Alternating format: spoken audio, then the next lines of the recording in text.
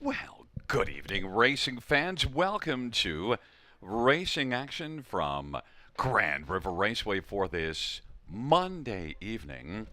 Our first race will go to post in approximately 20 minutes. Just a gorgeous night here in Laura, Ontario. And you see it's a little bit breezy. Well, you don't see the breeze, but if you saw the flags, you would. But it's breezy a little bit, and it's just an overall nice night. Nice night to cash some tickets. Let's get a look at the changes on the card. Race number 1, number 7, Recycle.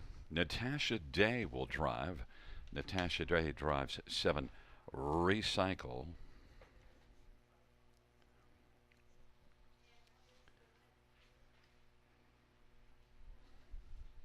Race number 2, scratched, is number 4, Ace 44 Money. Race 2, scratch 4, Ace 44 Money. Race number 3. Number 3, Joey's Credit, driver to be announced. And 5, Harlamov, driver to be announced. TBA on the 3 and 5 on the third.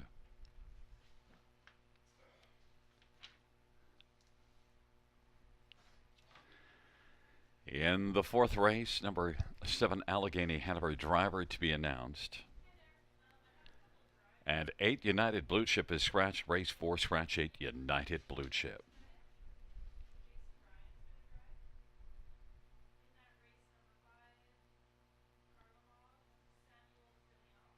Races 5, 6, and 7 have no changes. No changes 5, 6, or 7.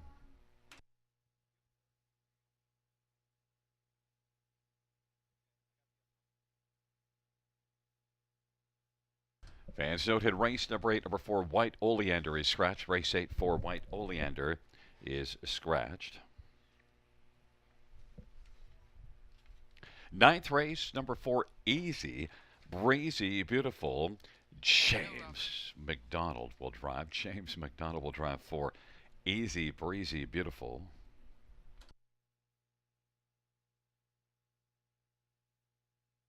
And the 10th race, number 2, Mars and Hanover. The driver to be announced, and 4, Broken driver to be announced. So Marzank, Hanover, and Broken TBA. And also note the number 4, Broken, has his shoe change, steel to aluminum shoes on all 4. Steel to aluminum shoes on all 4. Once again, reviewing races 1 and 2. Race 1, 7, Recycle, Natasha Day will drive. The second race, number 4, Ace 44 Money, is scratched. And also, fans note in race number 3, we now have 2 drivers hot off the presses. Just came in seconds ago. Race 3, 3 up Joey's Credit. Jason Ryan will drive. Jason Ryan will drive 3 up Joey's Credit. And 5, Harlamov. Sylvan Fillion. Sylvan Fillion will drive 5. Correction. Samuel Fillion. I wrote Samuel, but said Sylvan. So Samuel Fillion will drive 5, Harlamov. Thank God Christine is listening and paying attention.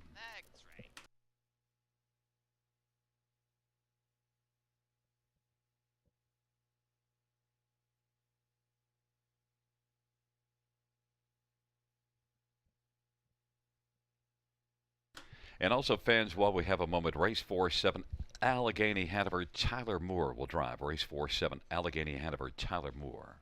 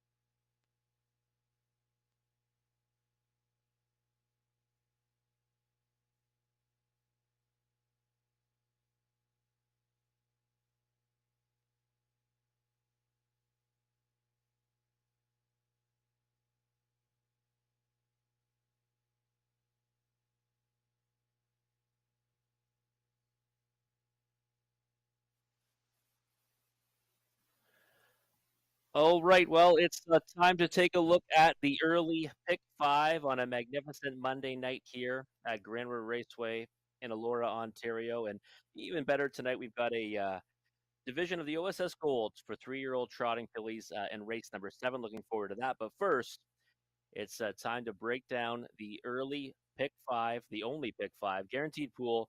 $2,500 gets started in race number 1. And we're going to look to see what Gary and I have in store for you tonight. And we're going to start with me. And I'm going to go with a couple of singles.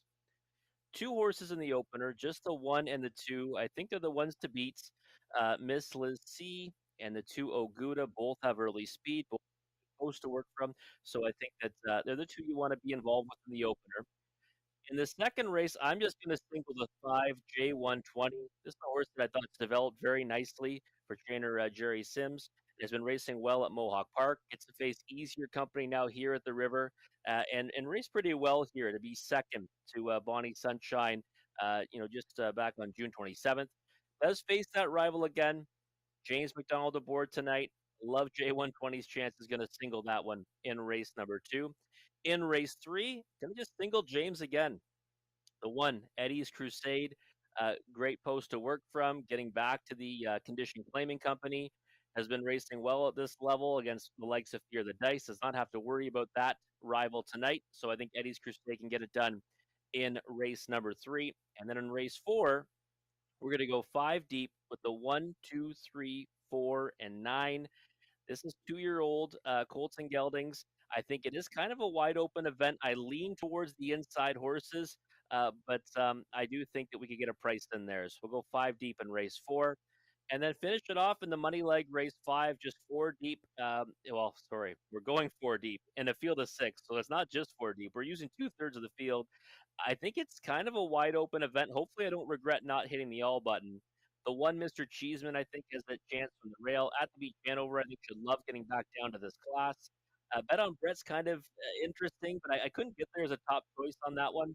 And DM John Wick, I think, might be the one that you want to have on top in there and might provide some value from the outermost post in that contest. So 4 deep to finish it off.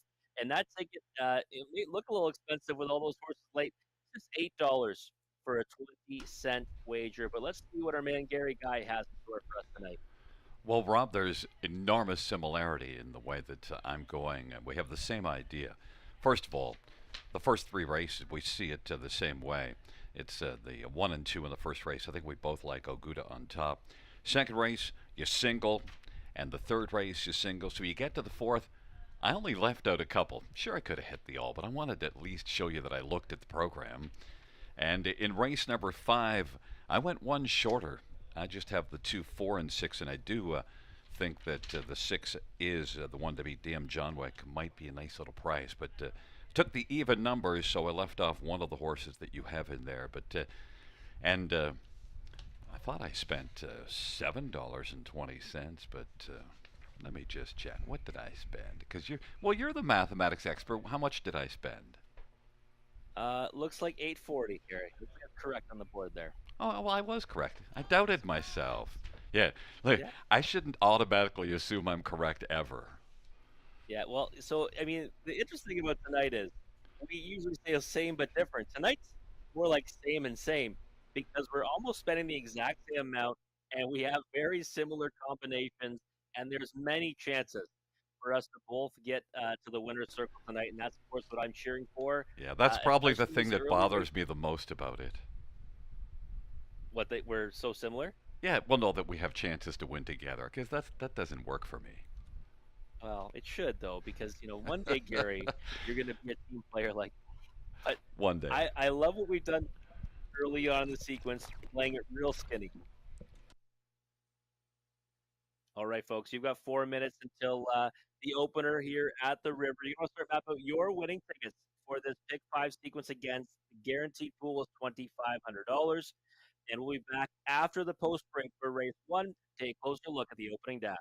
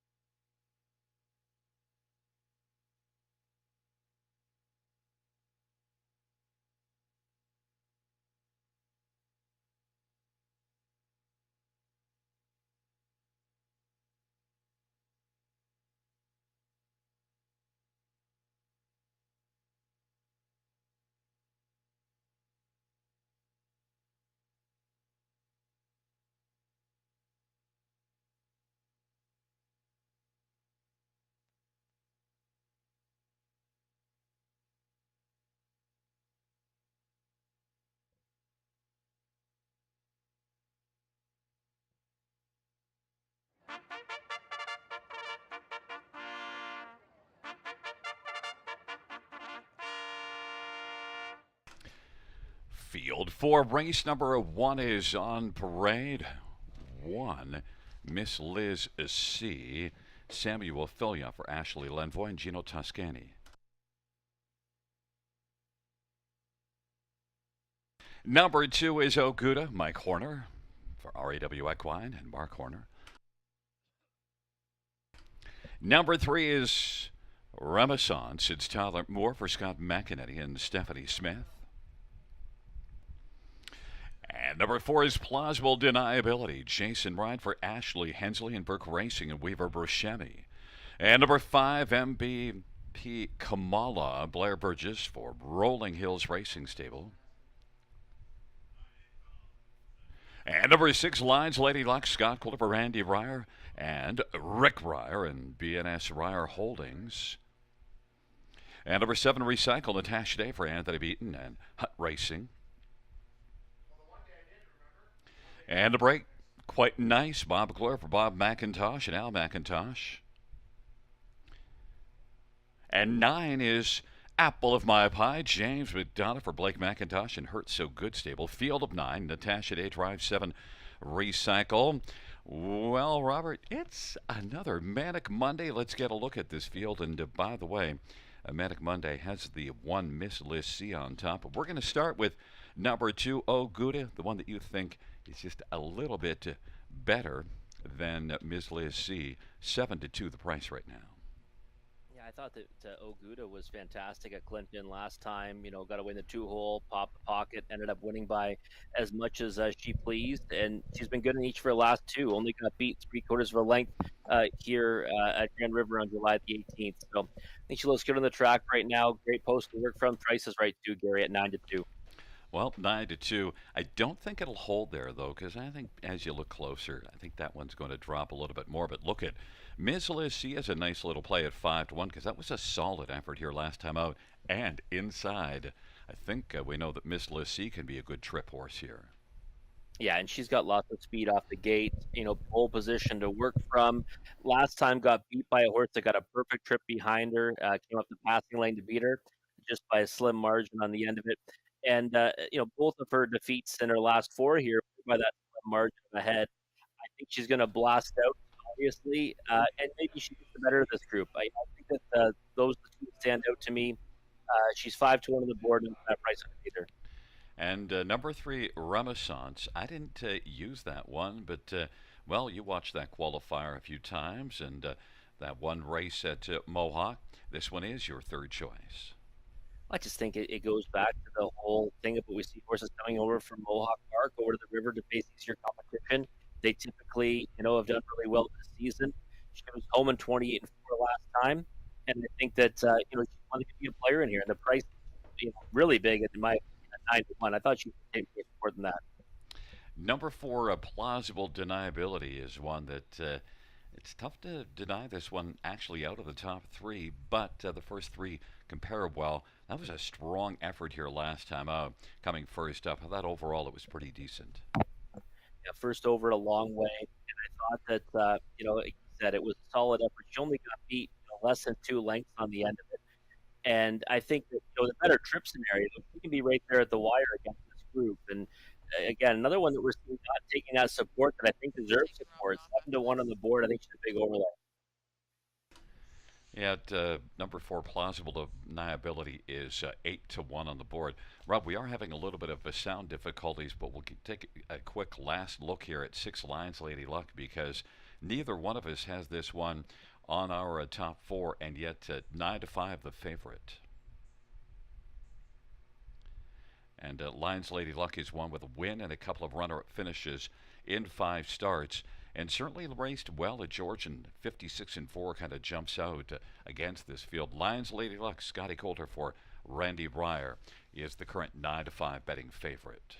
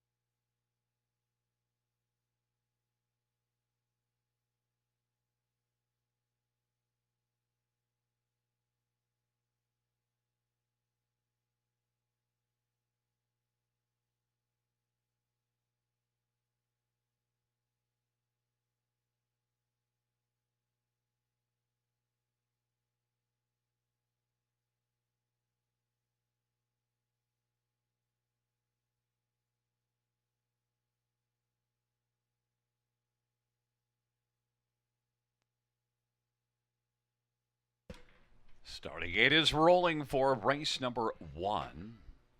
Miss Liz C. and Oguda on the inside with Renaissance. In the center, Plausible Deniability and MVP Kamala.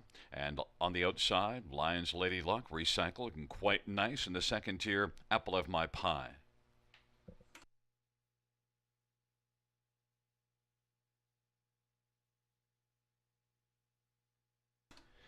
It's a field of 9. It's race number 1, first of 10 dashes on a manic Monday at the river. Here they come. Field of 9, race 1. And they're at the start of the rough, and Ms. Lissy and Oguda. Oguda is quickly out, and Plausible Deniability on the inside is Ms. Lissy. And Apple of My Pie is racing into the front 4.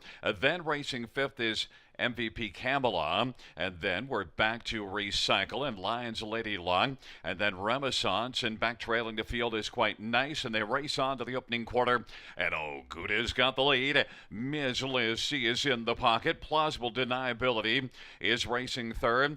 Then it's MVP Kamala and Apple of My Pie. Apple of My Pie is racing fourth, and MVP Kamala is fifth, and then Recycle sixth, and Lions Lady Luck is seventh. Renaissance in front of the trailer, quite nice. 28-3 the opening quarter. And Oguda's got the lead for my corner. Ms. Lissy is getting the trim. And now Plausible Deniability is going to work first over. And then following up to the outside, and that is Apple of My Pie, who's got a nice second over trip. And then it is MVP Kamala, Recycle. Then Lions Lady Luck, Renaissance into the outside, quite nice. 1 minute flat halftime. And a 31-2 quite nice second panel, but on the outside, challenging Plausible Deniability, trying to grab the lead from Oguda, but Oguda on the inside is fighting back. It is Plausible Deniability and Oguda. Plausible Deniability not being denied for the lead as Plausible Deniability takes over, and Oguda is filling the pocket. And then a gap of a couple of lengths, and Ms. Liz C, Apple of My Pie, and quite nice, and they race the way to the top of the stretch. 3/4, 128-1, a 28-1 third panel put up by Plausible Deniability, and they turn for home. Oguda is racing second on. Down the stretch, Rob, they come, and Plausible Deniability. You can't deny that that one was the best in this race. And then it was quite nice who came from last to pick up second. And then we had Oguda and Ms. Liz C. 157-3 off a 1 minute first half, and Plausible Deniability with that big move going to 3/4, a 28-1 third panel, and a back half of 57-3 in this mile. It is Plausible Deniability, as we see there, winning by a wide margin.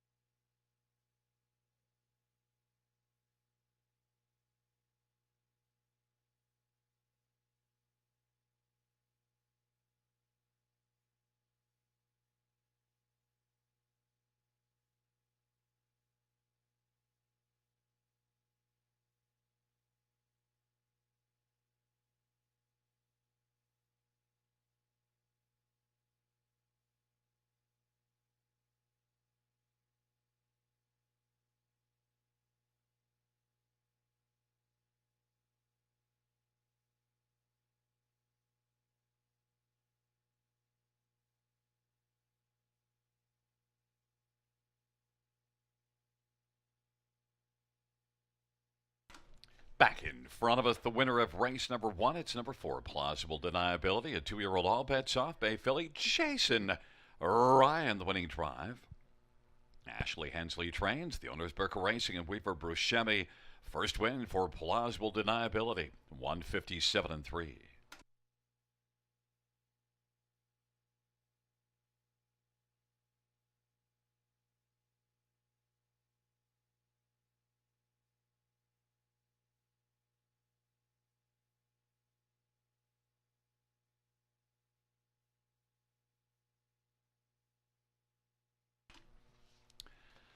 The first race payouts for Plausible Deniability, 1780, 920, 520. 8 quite nice, 1380 and 780, and 2 Gouda, 340. $2 exactor, 198.20. Dollar try, 328.15. Dollar super, 1301.40.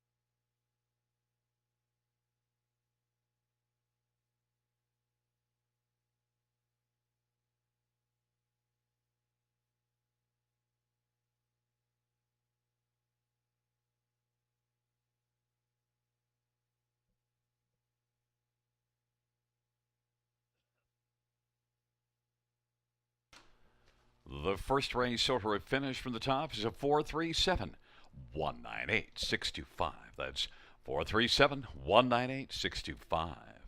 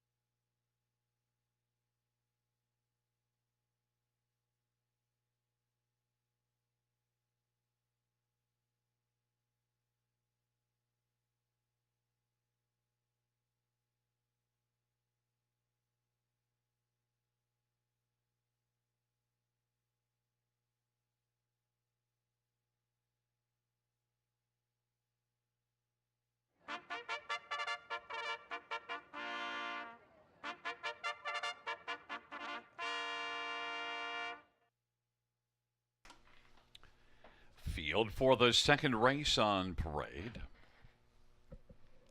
1 is Lola Sunshine, Lauren House for Scott McNiven and Thomas Broadhurst, and Donald Douglas and Bradley McNiven.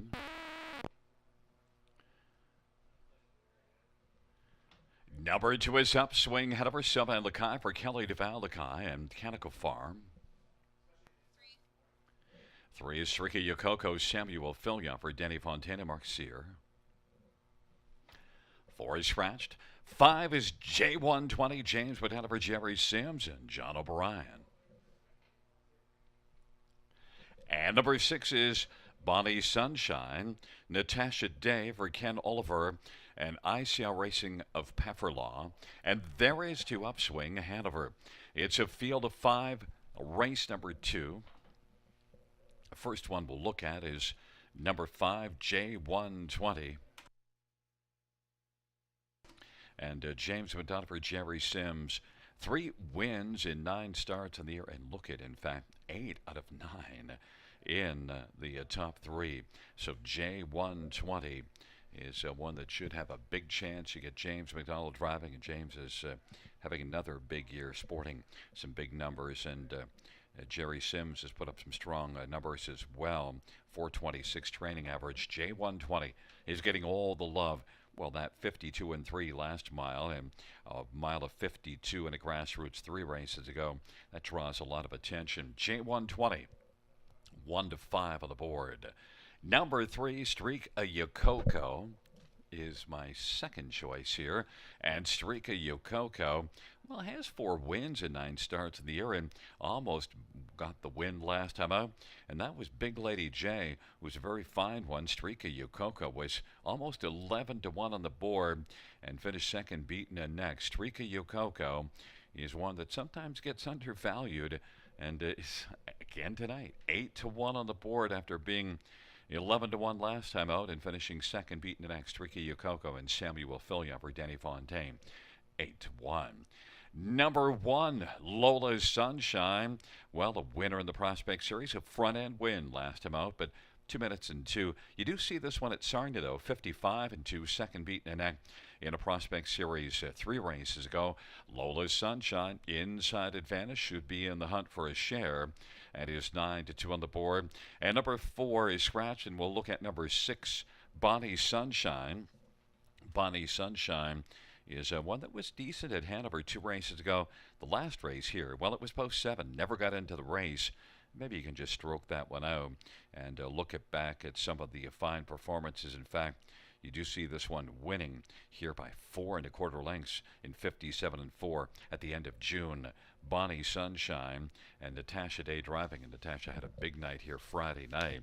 And Bonnie Sunshine and Natasha Day for Ken Oliver is currently 10 to 1 on the board.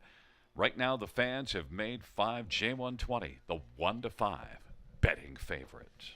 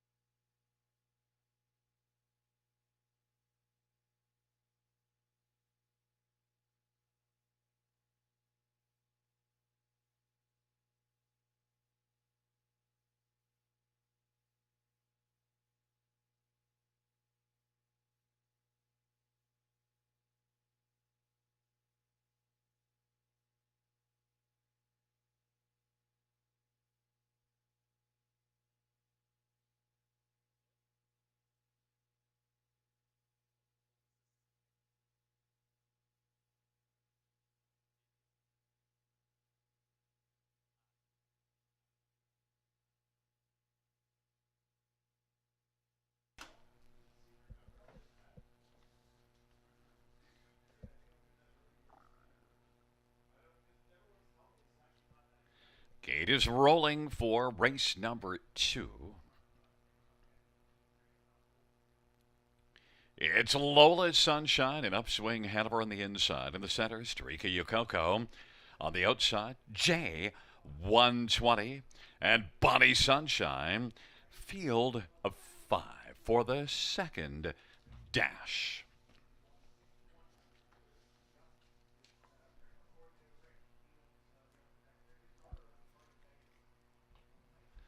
Field for the second race is at the start of the round. Streaka Yokoko, J120. Lola Sunshine to the inside. Then upswing Hanover and Bonnie Sunshine. They race their way into the backstretch, and it is J120 wants to come on and clear to the front of her. Streaka Yokoko. J120's got the lead. Streaka Yokoko is racing second. J120's 1-9 in the board and leads at a couple of lengths for James McDonald. Streaka Yokoko is racing second. Lola Sunshine is third. Upswing ahead of her. And then Bonnie Sunshine, and they race their way on past the opening quarter. J120 leads it with Streaka Yokoko a length and 3/4 back. Then a gap of a couple. Lola Sunshine is racing position third. Now Bonnie Sunshine gets up on the outside and racing on the inside. Upswing Hanover is trailing the field. They race their way on up towards us, and J120's got the lead. J120, Streaka Yokoko. Bonnie Sunshine gaining ground to the outside is only about 2 off the lead. Then Lola Sunshine, and Upswing Hanover 57-4 is the halftime. And it is J120 who's got the lead into the backstretch.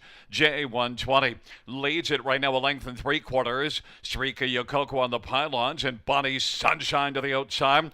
Lola Sunshine is racing about 2 1/4 from the front as they race their way. Rather, Bonnie Sunshine on the outside and then Lola Sunshine on the pylons. It is J120 by 2 over Streaka Yokoko, who's still holding on to second. Then Bonnie Sunshine and Lola Sunshine as they race their way towards the top of the stretch. 3/4, 126-3. And J120 is just cruising along. J120, Streaka Yokoko still has command of second. And then the Sunshines are still going at it. Lola Sunshine on the inside and Bonnie Sunshine on the outside. J120 is going to win. Then finishing second, Streaka Yokoko. And then third was Lola Sunshine. And Bonnie Sunshine was fourth. Well, J120, it looked like a training trip, Rob, but J120 was 1-9 on the board, and I think we saw why.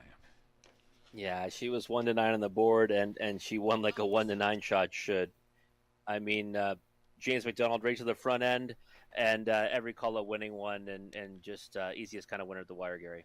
You know what I kept remarking to myself is that why don't people like Streaka Yokoko? Now, might be a little lower in the exactors than on the win ticket, but 8-1 wasn't going to win against that heavy 1-9, but Streaka Yokoko was solid again. Yeah, she was good. She was a good second. I mean, she was a big favorite in the exacta, right? I mean, this exacta is probable is paying $4. The next one was 8, so she was heavily backed in the exactas there, and just not in the same league as J120. That one's gone on to do pretty good things at Mohawk Park recently. Gets back here now, gets a victory. And Streaka Yokoko, I think, definitely be a force to be reckoned with in this class if she doesn't have to go against one like J120. And then the Sunshines, they had a duel, and Lola Sunshine got the better of Bonnie Sunshine, and Lola Sunshine 7-1, Bonnie Sunshine 21-1. But I think it played out pretty much the way we thought it would go. Yeah, it was pretty formful. There was no real surprise here. 1-9 on this one. Easiest kind of winner. Yeah, the Sunshine's kind of completed. Bonnie Sunshine, I thought, went a good mile. Parked a long way. I wouldn't mind getting involved with her next time if she draws inside. Well, we thought it would be J120, and that was your key in the pick 5. Unfortunately, we didn't get past the first race, either of us. Yeah, unfortunately, we went a little too skinny early on, and we thought plausible deniability had a bit of a chance at a price, but just didn't go deep enough. Well, back in front of us, number 5, J120, a 3-year-old Art Speak Bay filly, owned by John O'Brien and Jerry Sims. Jerry Sims is the trainer. It's the 4th win this year and the 4th win lifetime. And the winning drive in race number 2 to James McDonald.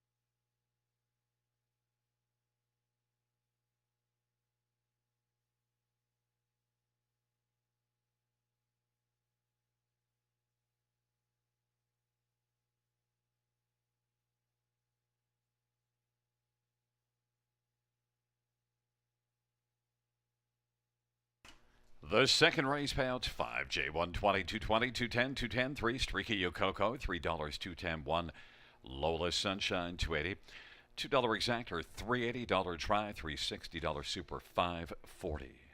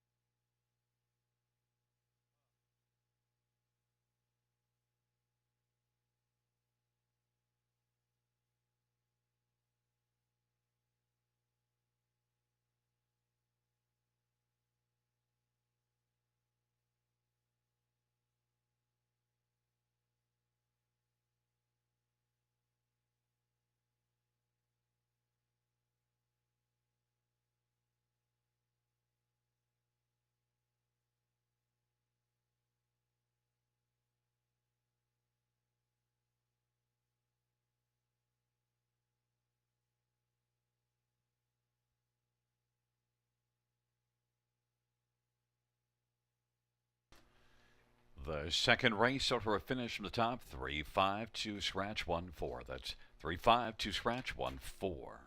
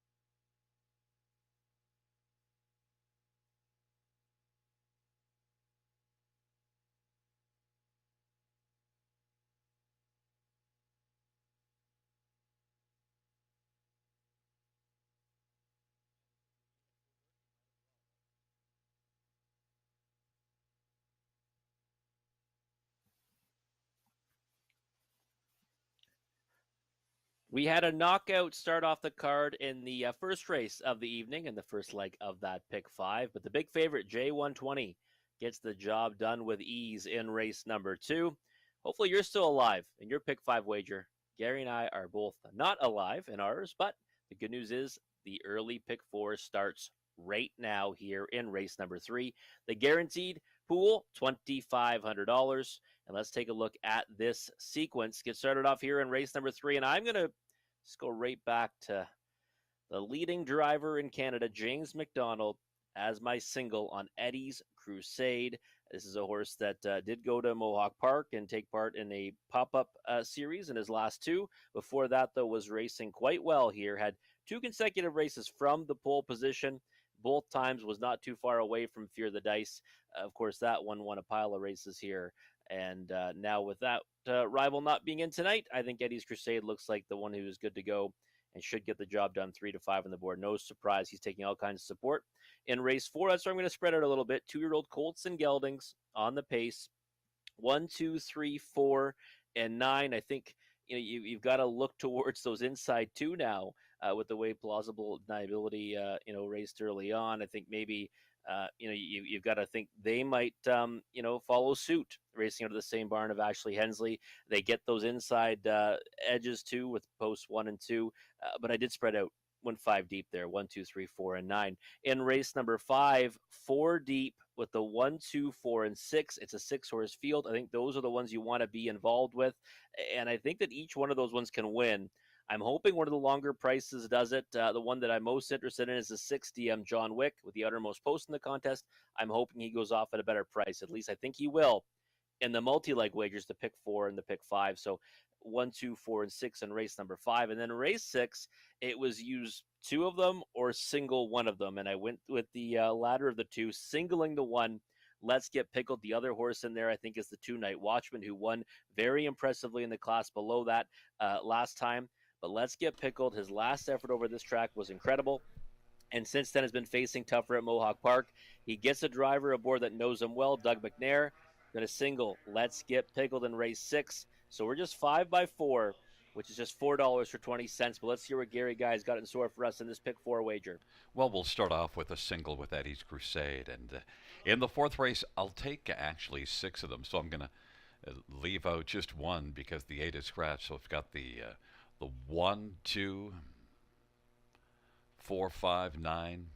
The 1, 2, 3, 4, 5, and 9. So I just left out the 6. And then, so 6 horses in there. The fifth race, I just have the 2, 4, and 6. So I went with 2, 4, and 6. And then in the sixth race, this is where we get different. I took the 6 Twinbee Heartthrob as a single, so $3.60. I know that mile of 49 and 4 kind of jumps out, but post 6 makes it a little more difficult. But I still, I think that the money will go on the 1 and 2. I just want to see if Twinbee Heartthrob could back that mile up and get the job done from post 6 and give me a little bit of a price. All right, so we're back to being same but different. Very similar in the first 3 legs, but we both can't be winners this time because I'm going with Let's Get Pickled. Gary's going to go with Twinbee Heartthrob. He's going to risk it from post 6 with that one. And if I was Gary, I mean, and I wasn't really hoping I'd cash my own ticket, I know who I'd be cheering for in race number 4, but I'm not Gary, so I'm going to hope that we both end up somehow getting through the first 3 legs and then one of us wins in that finale. But we've got just 1 minute away, folks, until the horse will be moving out onto the track for race number 3. Get your winning wagers for this early pick 4 sequence. Again, the guaranteed pool is $2,500. We'll be back in just a few moments to take a closer look at race number 3.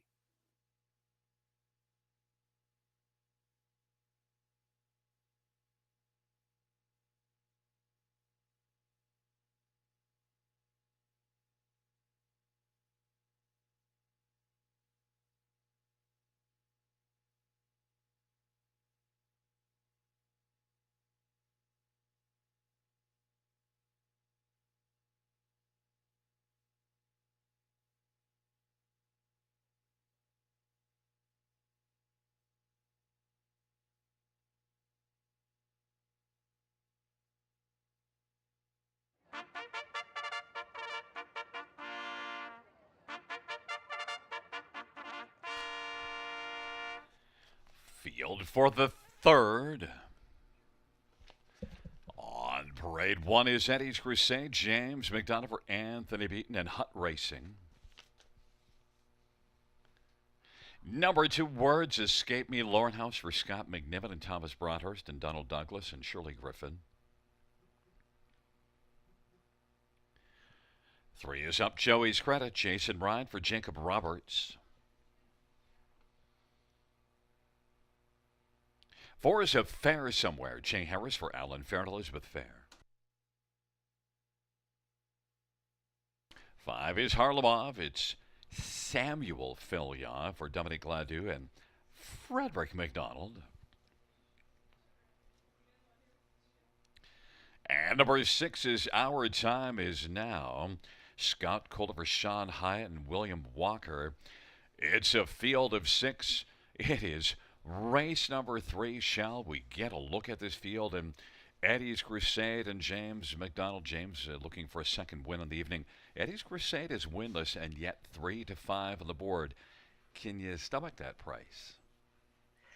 I mean, I can't stomach it on a win ticket, Gary. I mean, there's no question about that.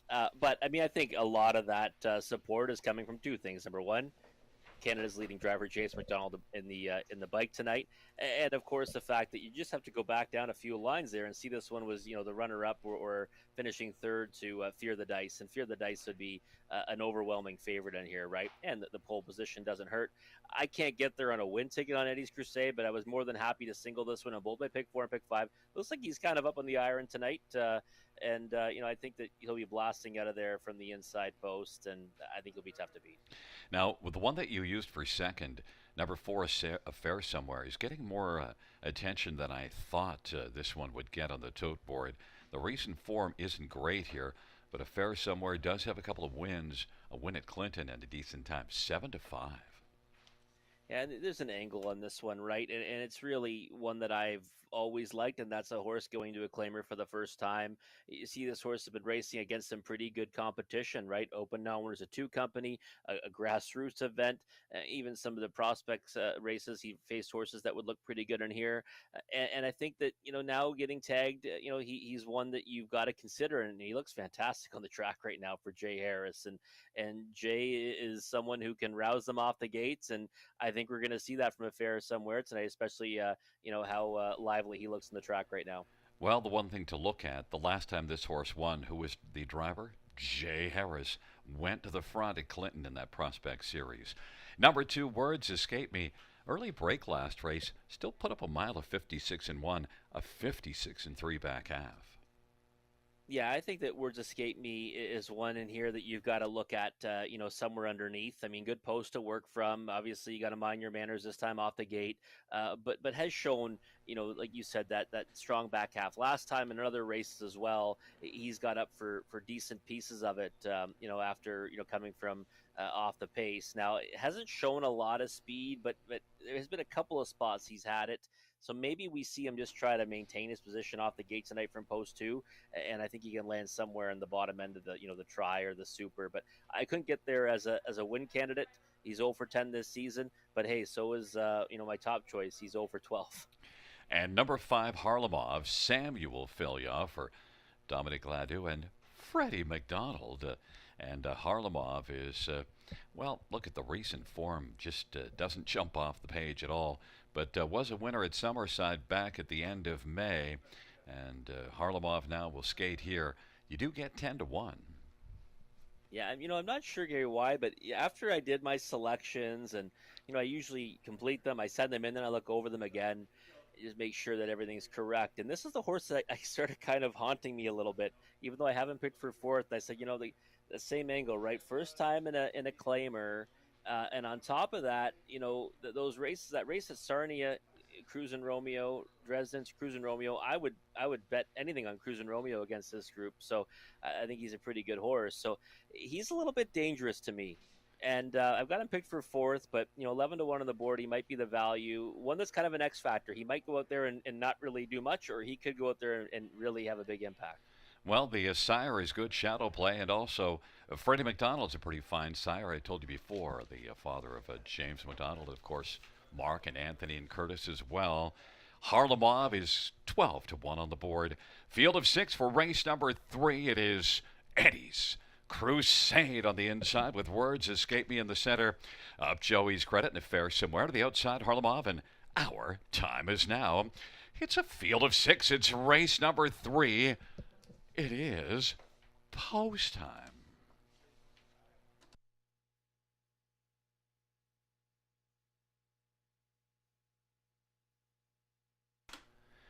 Field for the third is at the top of the stretch. Here they come.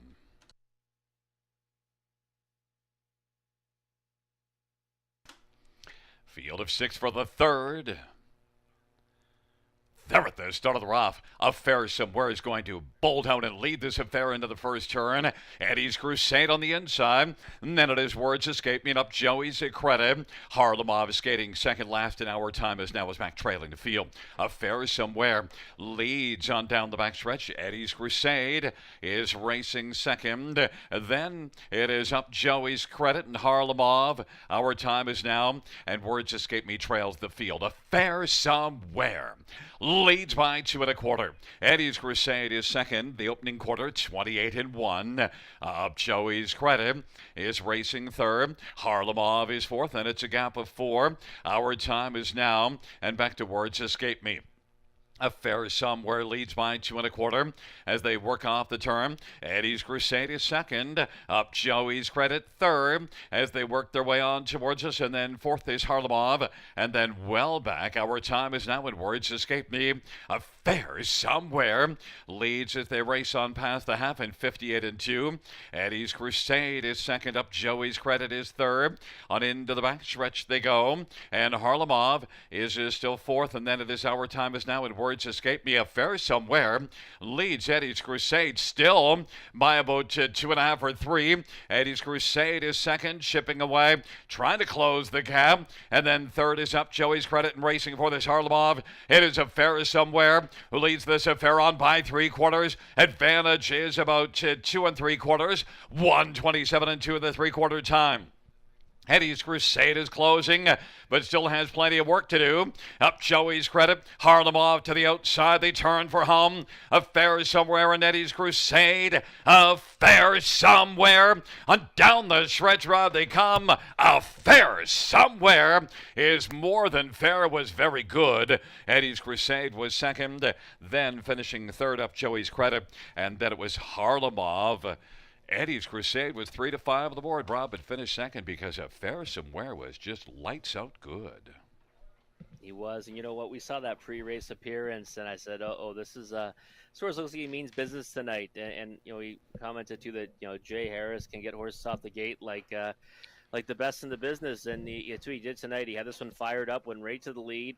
And didn't really shut it down too much. I mean, 28 1's a big quarter for this group. Did get a 30 1 second quarter breather, but after that had the gas pedal down again. And this horse wins, pretty well meant tonight. Affair Somewhere, first time in a claimer, an angle that you typically works. And I wish that I stuck to my guns on usually going in the direction of an angle like that.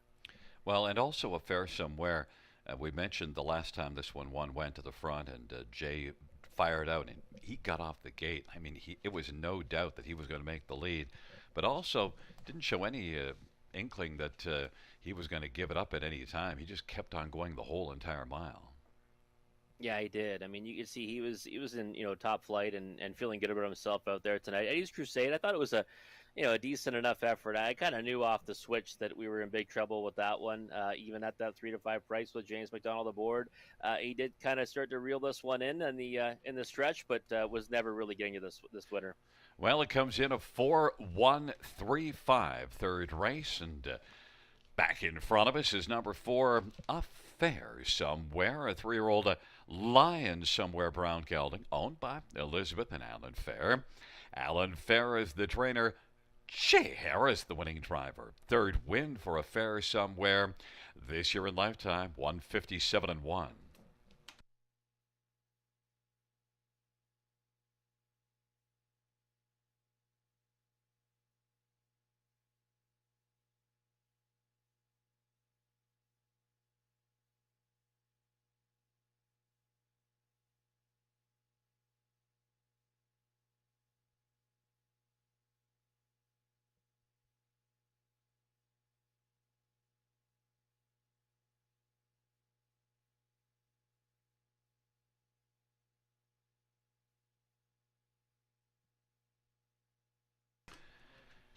The third race payouts for a fair somewhere 750, 240, 210, 180's Crusade, 250, 210, 3 Joey's Credit $3, $2 exactor 22.20, dollar try 41.45, dollar super 133.15.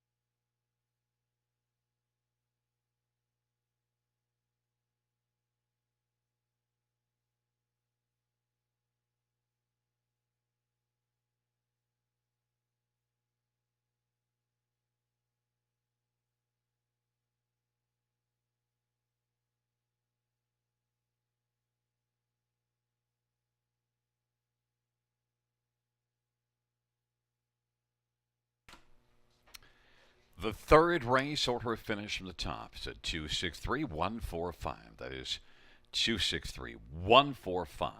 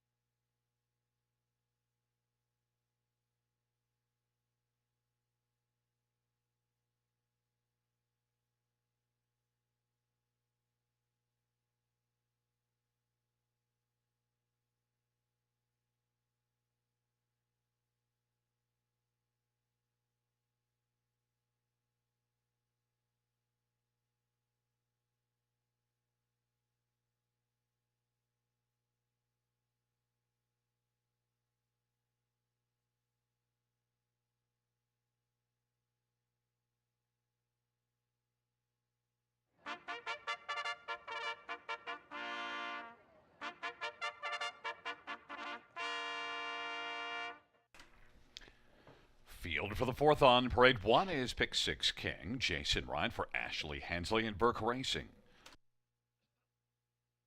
Number two is Network Silter, Scott Calder for Ashley Hensley and Burke Racing. And number three is 4 Foot Gimme Bobbler for Sean Stacy and Diane Bertrand. Number four is Airline Pilot, Nick Boyd for Craig Bars and Norko Sokolovic. Number five is One Crazy Guy, James McDonough for Bob McIntosh and Al McIntosh. Number six, Idea Imagine, Aaron Byron for Steve Heimbacher. And number seven is Allegheny Hanover Talibor for Dan Legacy. And number nine, Holy Jalapeno, Stuart Sowerby for Ken Skinner. It's a field of eight for race number four. Let's get a look at this field. And we'll start with the 2-1 favorite, number one, pick six King. And Jason Ryan's been on a little tear, had three last night and already scores here this evening and a shot to get a second on the evening rub from post position one. You like this one on top? I do, and even more so, considering Jason Ryan's driving another one for the same connections too, right? Trainer Ashley Hensley for Burke Racing Stable, and I think that pole position for this one, making the switch from Mohawk Park to here to Grand River is going to be obviously what he needs in order to get to the winner's circle. I think he's the one to beat. We're going to see him score down now. See how he handles this turn here at the river, over a half-mile surface for the first time. And looks pretty good doing it. Yeah, 2-1 on the board. No surprise he's taking lots of support, and I think he's the one to beat. Do you think he, well, of course, you always tell me they can manufacture speed, and now he's picked it up there. Do you expect him to try to go to the front? Oh, I think so. Yeah, I don't think you'll waste the rail here, and these are 2-year-olds, and I think that he's shown enough early foot, from some of the spots he's been in that he can use that rail to, like you said, manufacture that speed, and I think he's going to be looking for the lead, and I think his stablemate might be trying to blast out of there too from post two right beside him. Now, number nine, Holy Jalapeno, raced really well here last time out and was able to score the win. And Holy Jalapeno should be able to get out well if Pick Six King leaves the way that we think. Yeah, I think so. You get to follow out that horse who's going to be the favorite and does have that rail advantage. And Holy Jalapeno last time was one that kind of took all kinds of late money. We also had a late scratch or a refund in that race that drove the price down. But it was a real nice effort. Got away third. Ended up coming up the passing lane late. It wasn't really under much urging to get there. Now, I think the quality of that field versus this one, there might be a pretty big difference there. But I think Holy Jalapeno is good to go. I love the qualifier leading up to that race. And right now, this one's kind of getting overlooked in my opinion at 7-1. I think that Holy Jalapeno is one that can be right there and be a big part of these exotics. Number three, 4 Foot Gimme is your third one. I didn't use that one, but you do see some decent speed. And as you mentioned, you like when these horses come over here. And do you think this one can step up and be a top three?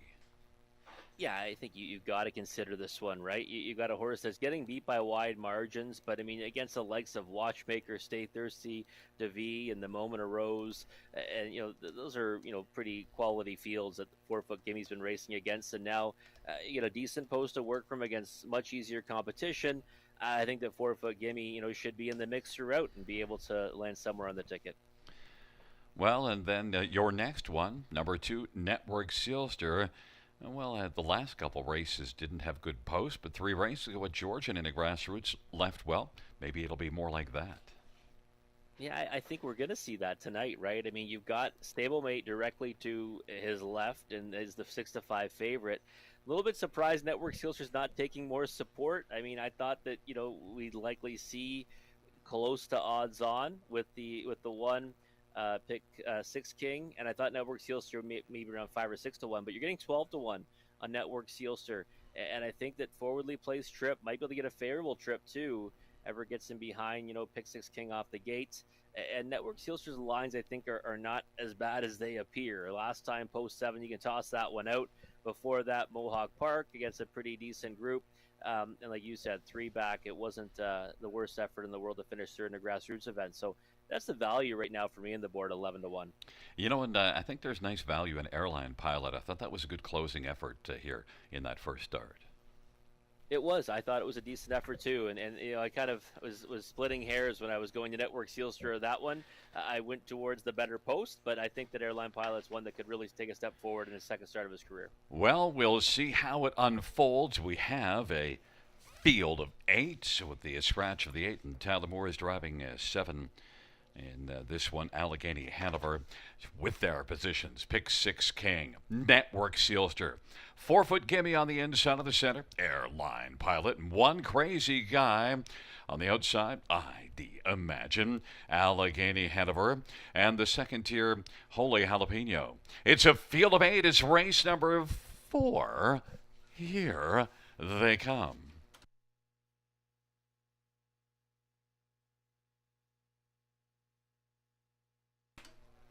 Field for the 4th is at the start, and one crazy guy has broken stride. It's Network Sealster. Allegheny Hanover comes flying out and is going to burst right out and get the lead. Then racing second is Pick 6 King. Network Sealster third. Holy Jalapeno is racing position fourth. 4-foot Gimme. Airline Pilot. ID Imagine. And one crazy guy. Allegheny Hanover at 10-1 was able to grab the early lead. And Pick 6 King, the 1-2 favorite, is now going to come around and look to loop up and get in front of Allegheny Hanover.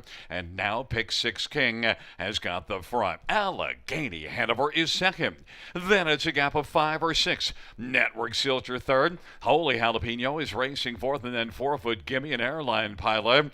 Back to ID Imagine, and one crazy guy is trailing the field. Pick 6 King, and Jason Ryan has got the lead as they race their way on past the half. Lead of a length and 3/4. Allegheny Hanover is second. Holy Jalapeno now is moving up, and on the inside racing for his Network Sealster. Then it is 4-foot Gimme, Airline Pilot, then ID Imagine, and one crazy guy. On down the backstretch they go. Pick 6 King is leading now by about 4 lengths. Holy Jalapeno now is moving up on his commanded takeover second. And 4-foot Gimme is also charging. And 4-foot Gimme is racing third. Then Allegheny Hanover has dropped back. And Airline Pilot now is about to grab over fourth. And then it is one crazy guy. And then it is back to Allegheny Hanover, dropped back after early burst of speed. Then ID Imagine and Network Sealster 3/4 and 127. And Pick 6 King is getting away on the field. Holy Jalapeno is going to try to fend off 4-foot Gimme as they come on down the stretch drive. It is all Pick 6 King who's going to win it. Then Holy Jalapeno on the inside, to the outside 4-foot Gimme, and one crazy guy after an early break finishes fourth. The inquiry sign will go up, retaining to that break in stride at the beginning of the race of number 5. One crazy guy, but it is Pick 6 King, the one to pick in this one, and 1-2 lived up to it. Yeah, lived up to it. Went straight. Had to come back around Allegheny Hanover, who looped them early. I was surprised by that from post out there from post 7. But then Pick 6 King came around that one. It was pretty easy after that, wasn't it, Gary? I mean, there was no question about it. It looks pretty tight lines to the wire for Jason Ryan, kind of reminiscent of plausible deniability in the opener. Blow the field away, and it's looked pretty good doing so. Yeah, Jason's on a nice little roll now. He's got about 5 wins in his last about, say, 8 or 9 drives, so things have been rolling his way. And also the one we liked second best, Holy Jalapeno, was able to come on and be hot late in the mile and pick up second. Yeah, it was a good trip for Holy Jalapeno. I thought, maybe try to blast out of there right behind this one. Ended up having to come first over, and I thought it was a nice effort. I mean, granted, he was a long way back from the winner, but still raced well to be the runner-up and went off at a decent price on the board as well. So Holy Jalapenos, I think, one that, we said it last time, we're going to see good things from this horse and face tougher tonight, and went out there and made a good account of himself. Be interesting. One crazy guy made an early break and came on to finish fourth. That's one to definitely keep an eye out for the second start. Yeah, I think so. And that horse took a lot of early money. It was flowing in early on one crazy guy, and then they obviously went up to 7-1, made a break off the gate, and was kind of flying there in the deep in the stretch to finish fourth, 7-1. It's a 1-9-3-5 top four in race number 4. And coming back in front of us is number 1, Pick Six King, a 2-year-old all bets off bay gelding owned by Burke Racing, Gent Silva Stables, and Knox Services, and Weaver Brashemi Ashley Hensley with the training double, Jason Ryan with the driving double. Pick Six King's first victory, a mile of 156.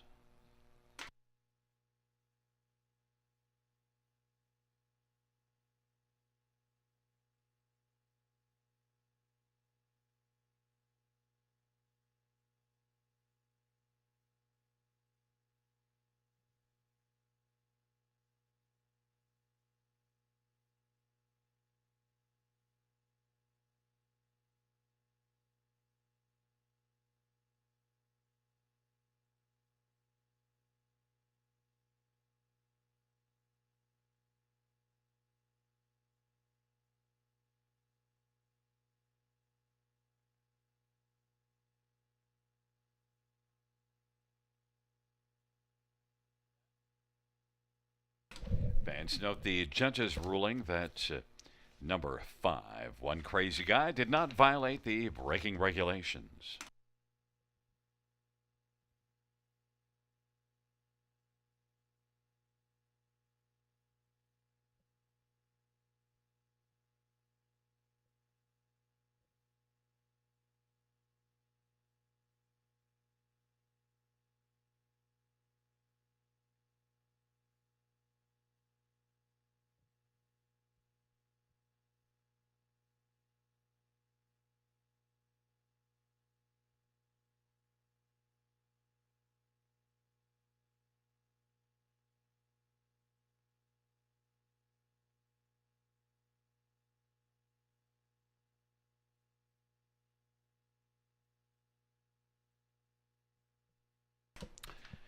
The fourth race payouts: 1, Pick Six King, 310, 270, 299. Holy Jalapeno, 580 and 460 and 3. 4-foot gimme, 420, $2 exactor, 24.30. Dollar try, 45.05. The dollar super, 145.55.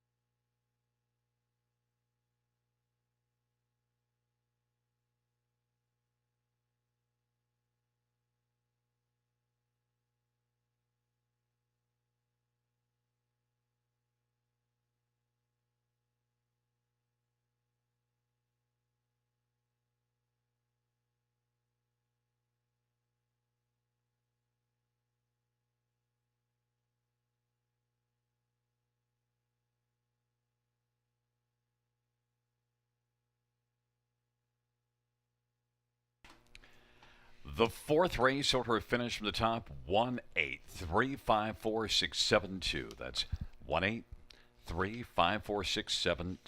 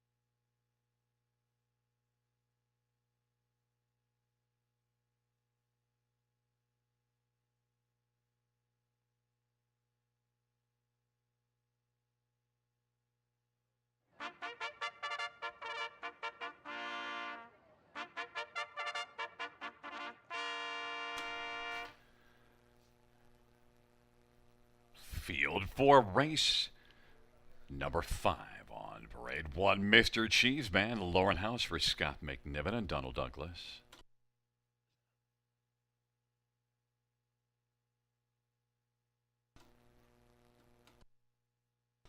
Number 2 is At the Beach Hanover, Samuel Fillion for Ashley Lenvoy and Gino Toscani.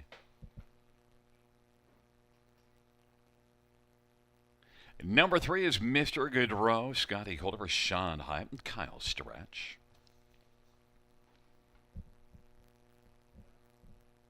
4 is Bet on Brett, Jay Harris for Joe Pereira and Jamie Copley and JP Stables. 5 is Shades of Bay, Aaron Byron for Joe Pereira and Maple Leaf Racing. And number 6, DM John Wick-Caliber for Don Lindsay and Andrea Lindsay. Field of 6, race number 5. And Rob, the tote board's been pretty even until just in the last flip, and DM John Wick's getting the love. I was surprised that you had this one on top. I guess I assumed that I might be alone with DM John Wick, but boy, the fans are all jumping aboard. Yeah, and I understand why. The only thing that was the big concern for me was obviously post 6. I mean, it's still the uttermost post in the contest, and I hate kind of going out there, even though it's only the 6 hole. But I did think that you look on paper, Gary, and I know you're fond of this horse. I mean, you got him picked as well. He just kind of looks like he's the best against this group. And, I knew that we'd see a little more value probably in the multi-leg wagers, which we're getting right now, because he's not the favorite in the pick 5 Will Pays.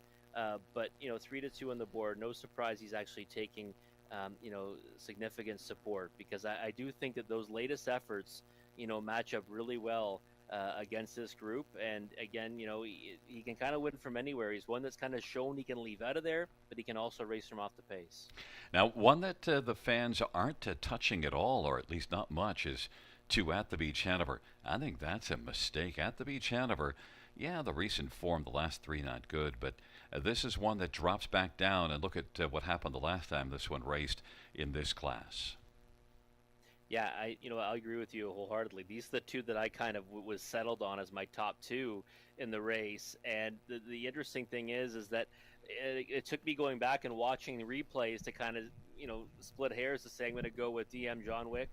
At the Beach Hanover, the only knock I have on him is that he's kind of one that's a bit of an inconsistent type. I know that he's been up and down the class ladder. That's going to lead to those kind of efforts, but he goes out there and races so fantastic sometimes. Other times he doesn't really fire as much, and looks really sharp on the track tonight. And when you look at the pick 5 Will Pays, well, he's the favorite right now. He's a co-favorite with the 4 Bet on Brett, and he's 8-1 on the board. So I mean, that there kind of tells you that he is an overlay. Not to mention the fact that his form shows that he should be good getting back down to this level. And you mentioned he was a winner here last time. So, I mean, I'm shocked that he's 8-1, and really there's no better value right now on that odds board. And he's Manic Monday's top pick at now 7-1. There's number 4, Bet on Brett. This is one that I toyed with taking on top because I've seen some really outstanding efforts from Bet on Brett. But the recent form at Rideau Carlton scares me. But now back with Joe Pereira. And look, this thing, Bet on Brett, was on fire for Joe back when he had him last. It's true. This horse really found his legs again for Joe Pereira. And there's been quite a few horses that I've seen, have great success with Joe and then maybe not have as much success with other conditioners. So this might be the angle of getting back in his barn, and he's going to go out there and maybe, I think he's going to do what Bet on Brett does, go to the front, maybe hold on. But I just couldn't get there as a top choice. I think 9-2 is about the right price if that's the one you want to bet. And one Mr. Cheeseman can flash some inside speed. We saw it 3 races ago at Sarnia, inside post. Yeah, hit the board in 12:27 this year. I mean, kind of camera shy throughout his career, but he hits the board with frequency, has that early foot. Great post at work from tonight. I think he just kind of sits a trip and gets a piece of it. Well, Rob, the fans have backed number 6, DM John Wick, the one that both of us have backed down to the tune of 9-5, and Manic Mondays, too, at the Beach Hanover's 5-1. It's Mr. Cheeseman at the Beach Hanover on the inside. In the center, Mr. Goodrow, Bet on Brett. On the outside, Shades of Bay and DM John Wick.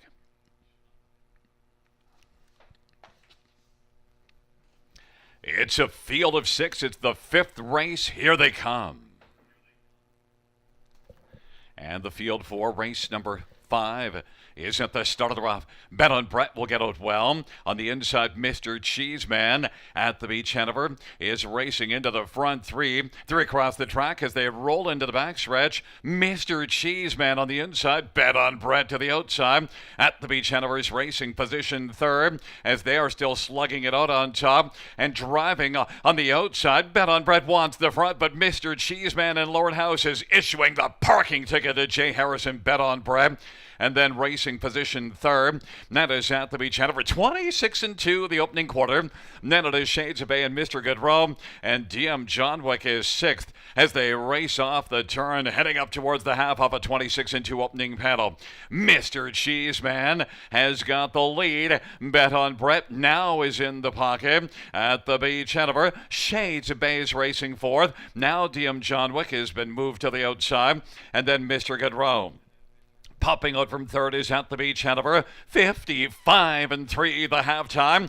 On into the backstretch they go. Mr. Cheeseman leads it. Mr. Cheeseman now to the outside. At the Beach Hanover, surfing a little closer. Bet on Brett is racing third. Shades of Bay is positioned for then Mr. Goodrow and DM John Wick. Mr. Cheeseman at the Beach Hanover out of the outside. And from the backfield, three wide. DM John Wick is coming on gamely now. Is looking to sweep the field. Three quarters, 125-3. Mr. Cheeseman at the Beach Hanover.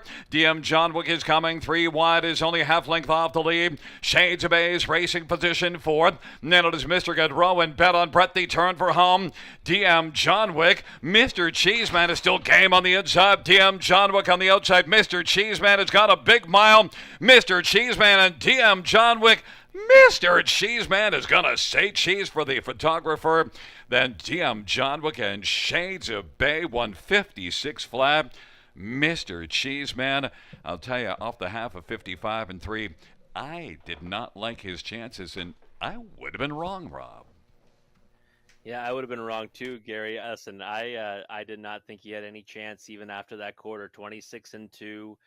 Battling it out with Bet on Brett, who, listen, that horse is always known one way, and that's to get to the engine. He couldn't do it tonight against Mr. Cheeseman, and this is like a well-earned victory. I mean, he deserved it. You have to be happy this horse held on because it was a real hard-fought victory for Mr. Cheeseman and even Lauren House, too. Both of them 830 Wheaties today, no question about it. Yeah, I absolutely, at the top of the stretch, expected DM John Wick to just rock on by, but you really have to hand it to Mr. Cheeseman. And Lauren knew what he was doing. He knew he had a lot of horse and fired, and even though he put up a big half, was able to keep the horse alive. Yeah, he was, and it's one of those ones where this horse. I've seen him get brave on the lead in the past. I just didn't expect him to be able to do it after 55-3. Now, obviously, the third quarter is 30 seconds, then they come home in 30 and change. But you can't take it away from this horse. I mean, DM John Wick had every right to go past him, as you mentioned. And when that one started rolling wide, I said, okay, DM John Wick's going to win this in a rout. Didn't happen that way. Shades of Bay, a horse that we mentioned last time. He hasn't maybe been racing on his form, but he is one that does not get picked up by anyone. He got away fourth tonight, ends up finishing third. It is a 1-6-5-2. Mr. Cheeseman at 4-1, using that post-one advantage and going to the front. Mr. Cheeseman back in front of us, a 5-year-old Better Than Cheddar Bay gelding, owned by Donald Douglas, trained by Scott McNiven. Lorne House is the winning driver, fourth win this year, sixth lifetime. Mr. Cheeseman in 156 flat. That is a new career best.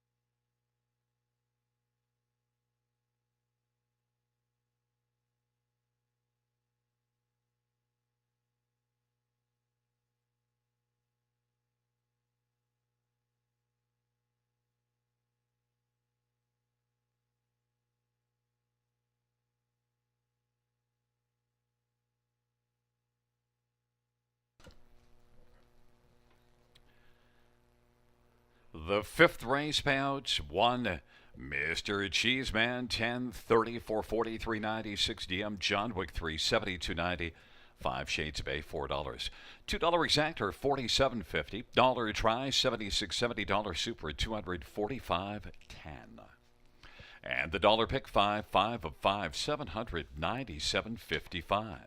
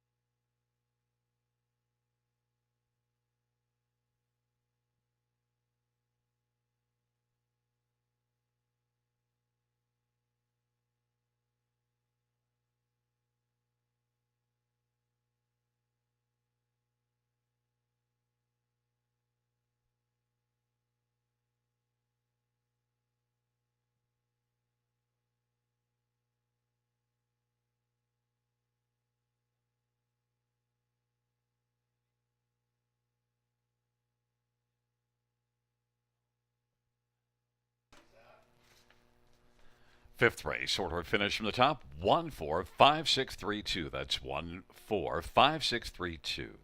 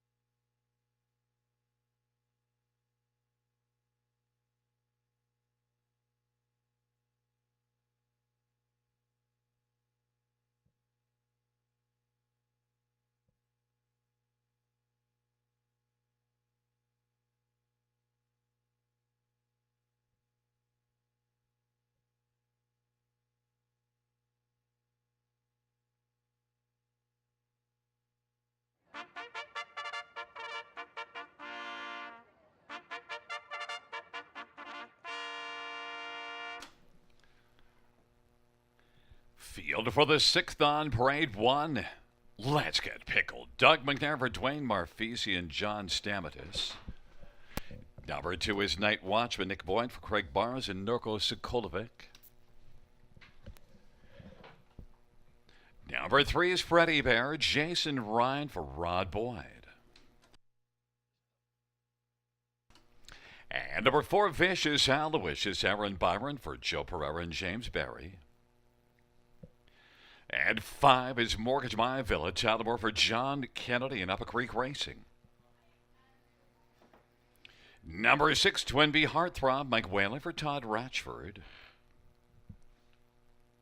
And number 7 is Uncontrollable Bob McClure for Ashley Hensley and Thomas Carasso Jr. 8 is Lord Anthony, Scott Quilter for Jake Conklin and Percy Jones. And 9 is Better Be Good at James McDonough for Blake McIntosh and Leanne Murphy. The 6th race features the Super High 5, and this is a good bunch, but we're going to start with one Let's Get Pickled and Doug McNair, your top choice with an inside post, Rob. Yeah, I love the inside post for this one here at the river. And you know, we don't see the line on the program now, but raced so well back on June 10th in the preferred 2 and 3 handicap here. Blasted the lead from post 6 on that occasion, was wide for a lot of that mile, and went really torrid fractions before getting beat by a neck by Yacht Sealster. Now, it's kind of been a little bit, I guess, inconsistent over in Mohawk Park since then, but I think that you get his usual driver with Doug McNair aboard, the rail to work from. He's going to be blasting out of there. He's going to be tough to catch. Number 2, Night Watchman. Your second choice is sitting at 17 to 1. Yeah, I just love the fact that this horse raced so well last time, and I don't think the effort really two back at this level was that poor. I mean, had a tough trip from post 8s, faded to finish 6th, but then, last time, I thought, it was a real easy victory, one that's going to be a confidence-building one for Night Watchman, and he might end up in the 2-hole here. I mean, if he ends up in the 2-hole beyond Let's Get Pickled, or he just gets such a favorable trip, I think he's one that can certainly land on the bottom end of the exacta and hit the exotics. 14 to 1's an overlay, in my opinion, on Night Watchman. Well, and I did use Night Watchman as one of my top 3. Number 6, Twin B Heartthrob, fresh off a 49 and 4 a mile. Unfortunately, the race went in 49 and 1. Yeah, listen, I think Twin B Heartthrob is one you've got to consider in here. There's no question about it. My whole thing is he's got post 6 to work from. All those miles recently, they're following miles, right? So he's posting big times, but he is following horses around the track. I thought his second to Macho Phil back on June 18th in Elmer's 11,000 last 5 was a real good effort. There's been some, obviously good ones scattered in there as well. What's the trip scenario, though, for Twin B Heartthrob? I'm not sure what it is. If he blasts off, he's going to have to really contend with some speed to the inside of him early. And if he comes out of it, he might end up being too far out of it. So 3 to 1, I think, is the price. If not a little bit better, you've got a demand on Twin B Heartthrob, but definitely a player of the exotics. Number 9, Better Be Gouda. You mentioned trip scenario. I think we know that Better Be Gouda and James O'Donnell could maybe figure out a trip. I would think so. If you like the 1, you've got to like the 9. And Better Be Good has been one that's been, racing, I thought, pretty well last time in this class, and has a license to be competitive against this group. If he can follow out Let's Get Pickled and sit a favorable journey somewhere along the pylons, he can get a piece of it. The price right now is very nice at 30 to 1. Number 3, Freddie Bear. You used that one on top August 1st, and I tell you, I think you're on the Freddie Bear train now. Yeah, you used to be on the Freddie Bear train every single week. I mean, I think you hold the record for Freddie Bears on top. But at the end of the day, I thought that, he raced really well, on July 18th, and that then led to obviously him winning, at that level 2 back. Last time moving up to this class, you got to forgive him for it. Post 7 gets away 8th, improves 2 positions. I mean, he didn't do anything wrong in that outing. And now you go back to the inside of the gate. I think Freddie Bear is one that, he can't do too much dirty work against this group. But if he gets a favorable journey, maybe races off a helmet, he can get a piece of it at 17 to 1. Despite post 8, I think you have to use Lord Anthony somewhere on the ticket. Yeah, we both commented on how well he raced last time. And, oddly enough, made my watch list. But because of post 8, I just said, I've got to pass this time around. Well, you might be watching him land somewhere in the top three or top four here because I just think Lord Anthony really looked alive. We'll see how it unfolds. It's a nice field. It's the Super High Five. You have one. Let's Get Pickled at even money. And I have six Twin Bee Heartthrob at 2-1. Taking up their positions, Let's Get Pickled, Night Watchman, and Freddie Bear. In the center, Vicious Aloysius and Mortgage My Villa. On the outside, Twin Bee Heartthrob, Uncontrollable, and Lord Anthony. The second tier, Better Be Gouda.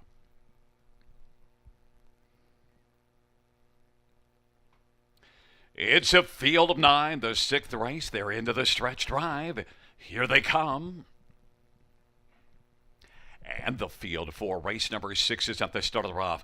Night Watchman, Let's Get Pickled. Twin Bee Heartthrob's going to bolt out. Freddie Bear, Vicious Aloysius, and Better Be Gouda. They drive into the backstretch. Night Watchman's got the lead. Let's Get Pickled. Twin Bee Heartthrob still racing on the outside and is now looking to back into the 3 spot and does. And then Freddie Bear, Vicious Aloysius, and Better Be Gouda, and Mortgage My Villa. Uncontrollable, and Lord Anthony.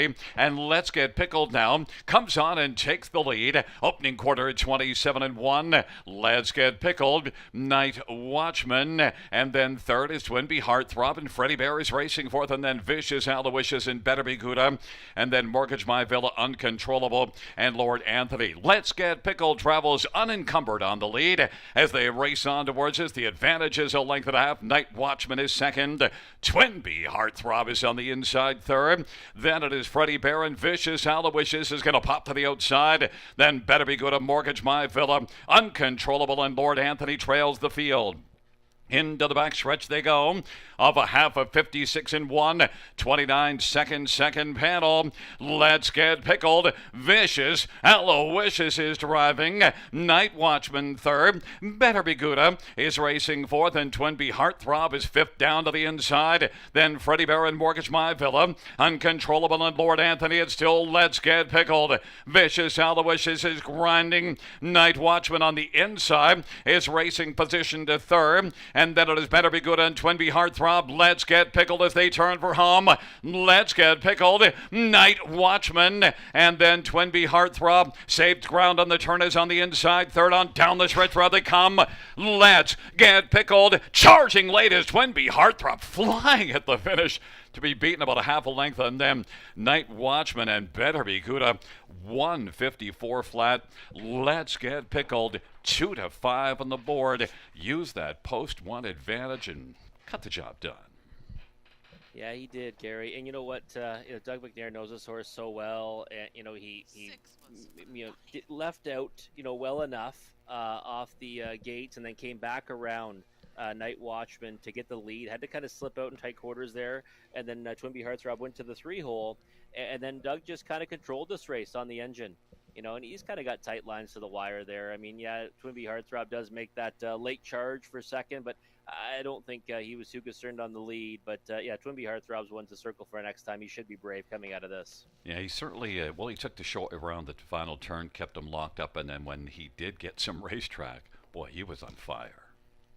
Yeah, he was, and he was closing rapidly, but again, on a horse that looked like he was probably kind of shut down. I mean, Let's Get Pickled. Like I said, last time he raced here, he raced so well over this half-mile surface, and this time around, rail control didn't blast off the wings to the lead, but still ended up getting to the point, and you could kind of tell that at the halfway point to the 3/4 pole when Vicious Aloysius came first over, he was kind of using that one as a pick on the outside and was just kind of letting the race develop until he sprinted away in the stretch. Well, and that's the thing about that post position 1. If you have the gate speed, you really get to have things kind of your own way. And Let's Get Pickled. There's a reason why that horse was 2-5 on the board. The top 5, 1, 6, 2. Those were the top 3 that we both agreed upon. Then 9, Better Be Gouda, because if you like the 1, you can like the 9 at 30-1. Yeah, you do, and it was a good trip for that one. Got away off the gate well and was spotted a nice place second over by James McDonald, and did well to finish fourth. I guess a pretty solid group. I should mention that your top 5 were 1, 2, 6, 9, 3. You had it wrong. I know. It's fire the handicapper. That's some pretty fine handicapping. Back in front of us is one. Let's get pickled. A 6-year-old articulator bay gelding owned by John Stamatis of Bolton, Dwayne Marfisi, the trainer, Doug McNair, the winning driver, 5th win this year, 18th lifetime. Let's get pickled. 154 flat.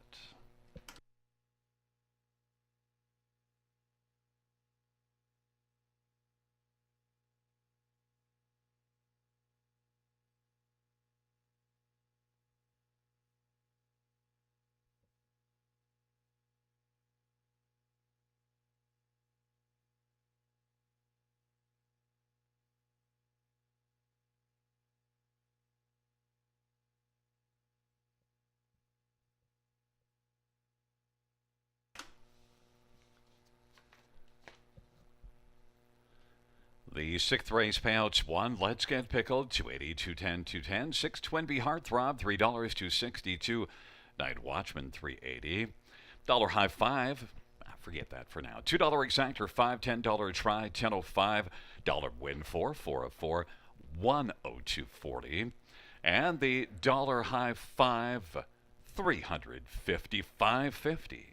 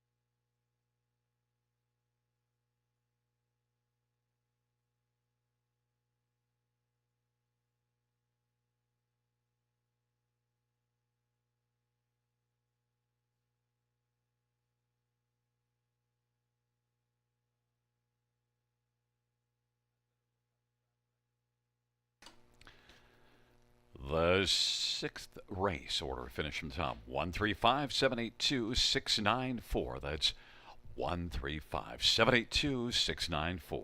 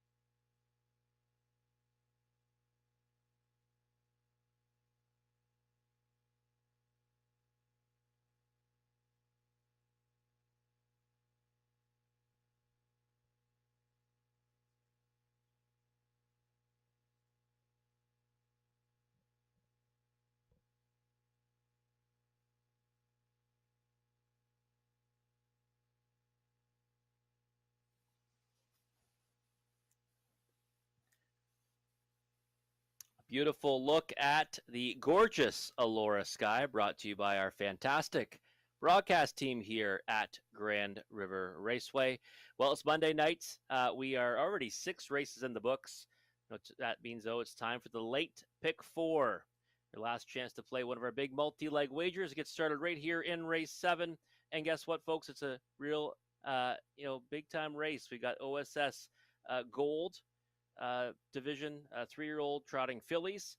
Real nice assortment of trotters in here featuring Adair Castle, who's been dominant in this division. But there's some other ones in here today that might give her a run for her money. But for yours truly, I'm singling the 6 Adair Castle, even from that outside starting spot here at the river. She's proven she's liked it here in the past, and I think she's going to be tough to beat. So for me, I'm going to single Adair Castle, 3 to 5 on the board right now. No surprise, she is taking that support. She's going to end up odds on at post time. I didn't want to waste any equity because I want to try to use some numbers later on. In race 8, well, I'm very fond of the 5 Keeping a Secret. I was in her lifetime debut. I'm hoping we see her build on that this time, I think, against an easier group to get the job done. Also using Jay Harris and Saga because that one has a lot of early speed, and we know that Jay can get them flying early. Race number 9, the 2 and 5 for me have already won. I thought last time, pop the pocket early. Maybe with a better trip this time. Might see her right there at the finish. Better Kiss the Men, though, is one I think you have to have. Dominant victory in her latest. And then the money leg, the final race of the night. We're going to go 5 deep with the 1, 2, 3, 5, and 6. Very competitive. Filly and Mare's preferred there. I want to have a horse that might be a bit of a price. But let's hear what Gary's got for us in this final pick for the night. Here's what I got for you. I think your handicapping is really sharp tonight, and we're going to play a $4 win for going with your numbers. Wow, listen to this. You're just going to play it straight? No, I'm going to play. I'm going to play exactly your ticket. My ticket. Why not? Gary jumping on board. Must be a full moon out there too tonight, because not only is Gary playing the ticket, that means he's cheering for me as well, which is a rarity here at the river. Yeah, that's First bad. time. I have to cheer for you because I'm cheering for my own money, which is kind of bad because I don't want to cheer for you. I like cheering for chaos. Oh. Yeah, well, let's not cheer for chaos. Let's cheer that we can go home a winner and everyone else can go home a winner as well. We got a great race on tap, folks, here. OSS Gold Division for 3-year-old trotting fillies featuring Adair Castle and some many other real nice trotting fillies here. Just a minute away until they'll be coming out onto the track, but we'll come back and break down this upcoming 7th race after the post parade.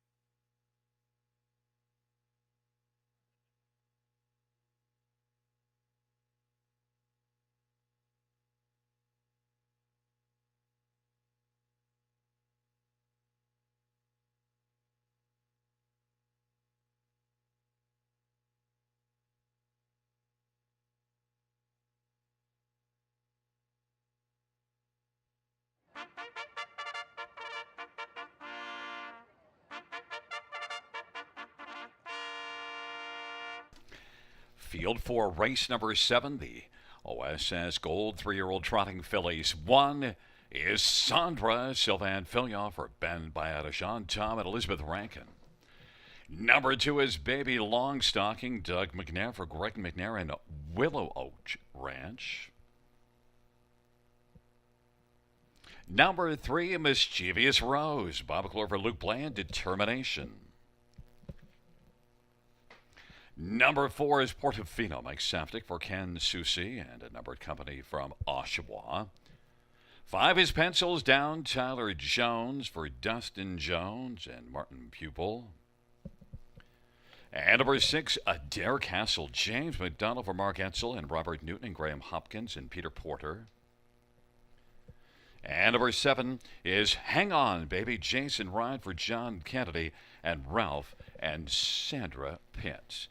That is the field for the 7th race. OSS Gold 3-year-old trotting fillies. And Rob, Adair Castle kind of jumps off the page. Yeah, she certainly does, Gary. You know, a horse that really needs no introduction. I mean, just an incredible season at 2 last year, going 7 for 9. and then this year now she's 4 for 5.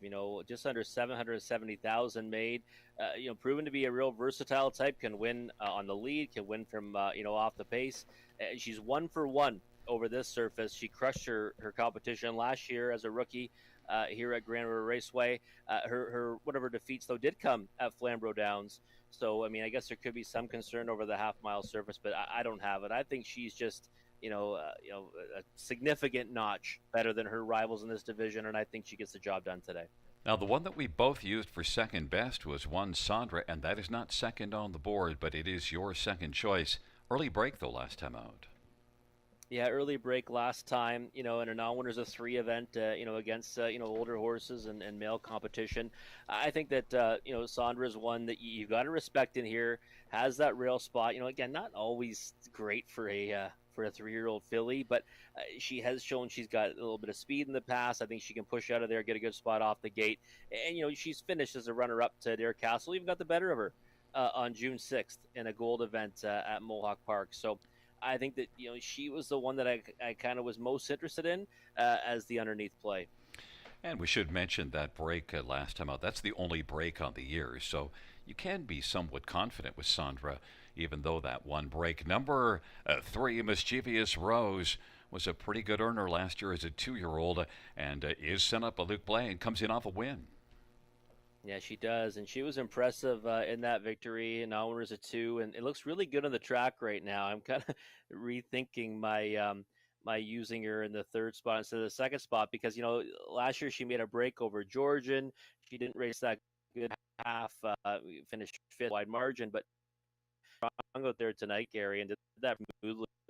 So she's a horse that's been bravening up, and I think been really trending in the right direction. We might see her trot into the place spot tonight. Number 2, Baby Longstocking, was only a length back of Adair Castle 2 races ago in a gold, and Doug McNair drives for Greg McNair, and well, Doug's been having a nice little run here of late. Yeah, Team McNair has been having a nice run here, and I mean, Industry Day, of course, they captured the Battle of Waterloo, and they had a real nice day the week before in the eliminations. And Baby Longstocking is a horse that I thought really has progressed nicely at the age of 3, and moving up to this gold level, second to Adair Castle, 2 back. Last time, kind of went a tougher trip to finish 4th. And last year she was actually sitting second in a good position in an event like this, and she made a break in stride to kind of squander a perfect trip. So I think Baby Longstocking is an interesting one in here. I think one that you've got to use underneath somewhere, and should be blasting out of there early. So for me, it's Adair Castle in the inside 3. A little bit surprised with Adair Castle is sitting at 4-5 right now. I want to talk just for a second about 5 Pencils Down because that was a solid non-winners of 2 race at Mohawk. Now, is in tougher here, but certainly comes in off of improving form. It's definitely improving form, and that win was a real good one. Lucas is a horse that I know you would have seen at Georgian Downs, was the odds-on favorite in there. He's actually a Dutch-bred trotter for Richard Moreau, and that one was on kind of an easy lead, and this one just kind of coasted up first over and then said bye-bye in the stretch, and really it turned in a couple of nice 3rd place finishes before that. So I think Pencils Down is definitely an improving type. Hot hands of Tyler Jones. He's been doing really good things as of late and taking down some big races. And I think that, maybe the sleeper in here, you could look at Pencils Down if you say, you know what, hey, I don't want to take a short price. I want to be on one that might provide some value. 16-1 on Pencils Down. It's not the worst place to go shopping. Well, right now the favorite, Adair Castle, as expected, as the favorite, 4-5 on Adair Castle, with Sandra right now as the 7-2 second choice, and then 3 Mischievous Rose, a 3rd choice at 9-2. They're taking up their position. Sandra, Baby Longstocking on the inside of the center, Mischievous Rose and Portofino, and Pencils Down to the outside. Adair Castle and Hang On Baby. Field of 7. Race number 7. It is post time. Here they come.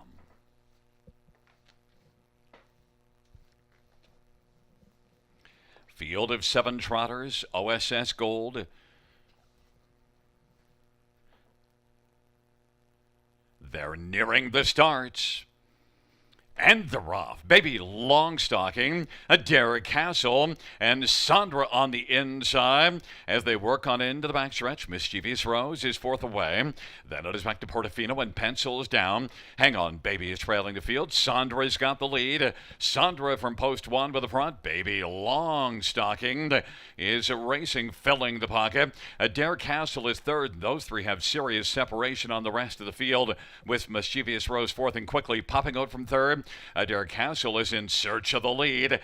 Derek Castle and James McDonald driving now and is going to come on and clear to the front over Sandra. And it is a Derek Castle 1-2 on the board. 27-3. That opening quarter trotted out by a Derek Castle with Sandra racing second. Baby Longstocking third. Mischievous Rose is fourth as the front three have a bit of separation still. Mischievous Rose is fourth, and then Portofino pencils down to the outside, and Hang On Baby is trailing the field. 57-1 is the halftime at 29-3. Second pedal breather. Derek Castle and James McDonald has the lead. Sandra and Sylvan Filion is racing position second. Baby Longstocking now comes to the outside, and then on the outside Mischievous Rose. Portofino's up the inside. Then it is pencils down and Hang On Baby. It is a Derek Castle with a front. Baby Longstocking and Doug McNair. On the outside is a Stocking second. Sandra's racing third. Three quarters in 127. Mischievous Rose getting a little closer. Second over fourth. Fifth of the inside is Portofino. Pencils down. Now is sent out three wide and is closing. And Hang On Baby is trailing the field. And Derek Castle leads the gold fillies as they turn on down the lane. And it is a Derek Castle game on the lead. Derek Castle. Sandra up the inside of Derek Castle will win. Sandra, then Mischievous Rose, and Baby Longstocking is fourth. 155-4. Derek Castle looked every bit what we thought, Rob. Yeah, she does it so easy, doesn't she, Gary? I mean, it's just in the stretch there, she gets a little reminder from James, but I mean, she got to the lead. She got spotted well from post six, then moved to the front. And no one's really going to tangle with her, because if you do, you're just going to sacrifice yourself. And then she had Baby Longstocking come first over at her, and then just turn them away in the stretch, and does it pretty easy to the wire here. You can see, and going off at 1-2, she went off at a higher price than what her morning line was at 2-5. I thought she'd get bet down to maybe even 1-9 territory before the word go. Yeah, the 2-5 morning line tells the story, because usually the morning line tends to try to be a little bit on the conservative side. But really, she was the best, and James didn't rush her out, got away third, and then made that move. And you're not going to hold her off. I mean, Sylvan Filion is going to easily let her go. Yeah, you kind of have to, right? I mean, you're only going to hurt your own chances if you don't. I mean, she's such a powerful filly, and that was the thing about her that's kind of so impressive, is that she's got that tactical speed that she can get away and then come back around them. She's really handy. She can win from off the pace, on the front, you name it, and really, Mark Getzel's done a fantastic job with this filly. Well, in the sixth race, you almost had the top five in order, and so what do? You come back in the seventh, and you get the top four in order, 6-1-3-2. That always helps, right? I mean, a cold super. I mean, 1-2 on top, though. It's not like we're picking long shots here. No, but to nail it straight, I mean, if you're talking with 1-2, then you kind of, to get any money, you've got to get it straight, and that's exactly what you had. 6-1-3-2, the top four, and coming back in front of us is number 6, Adair Castle, a 3-year-old Muscle Mass Bay filly, owned by Mark Etzel and Robert Newton and Graham Hopkins and Peter Porter. Mark Etzel, the trainer. James McDonald with the driving double. It's the 5th win in 6 starts this year, 12th win lifetime for Adair Castle, pressing on past the $800,000 lifetime mark.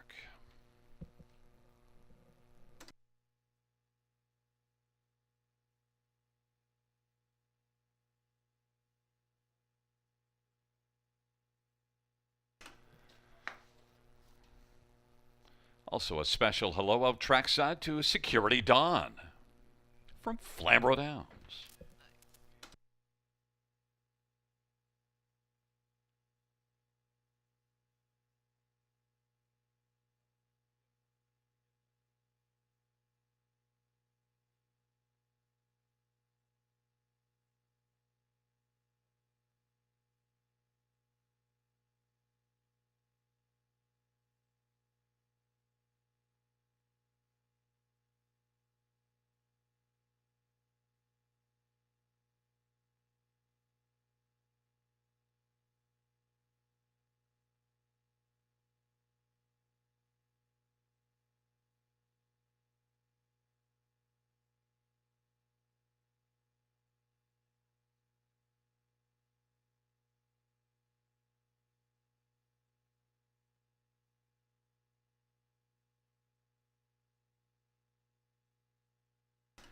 The seventh race payout, 6 Adair Castle, $3, 250, 210.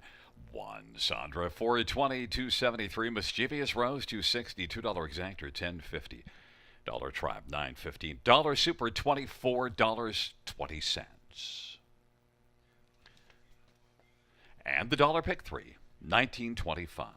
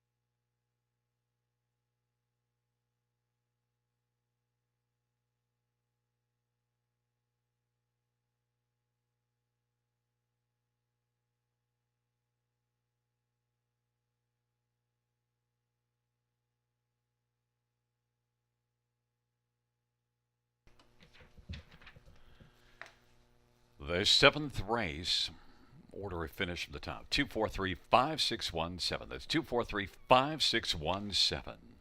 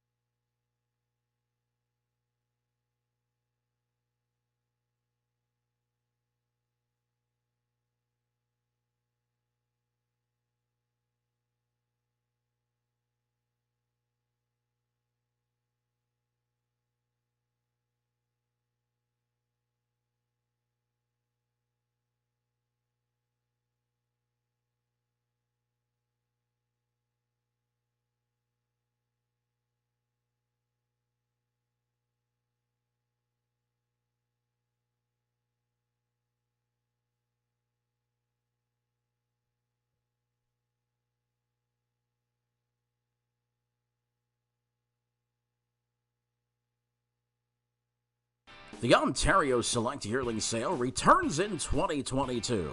The sale will be held September 25th at Winback Farm of Canada in Inglewood, Ontario. The sale lineup features first crop yearlings from Jimmy Freight, McWicked, and Stag Party. Introducing the first North American yearlings from the bank. For more information, visit OntarioSelectYearlingsSale.com.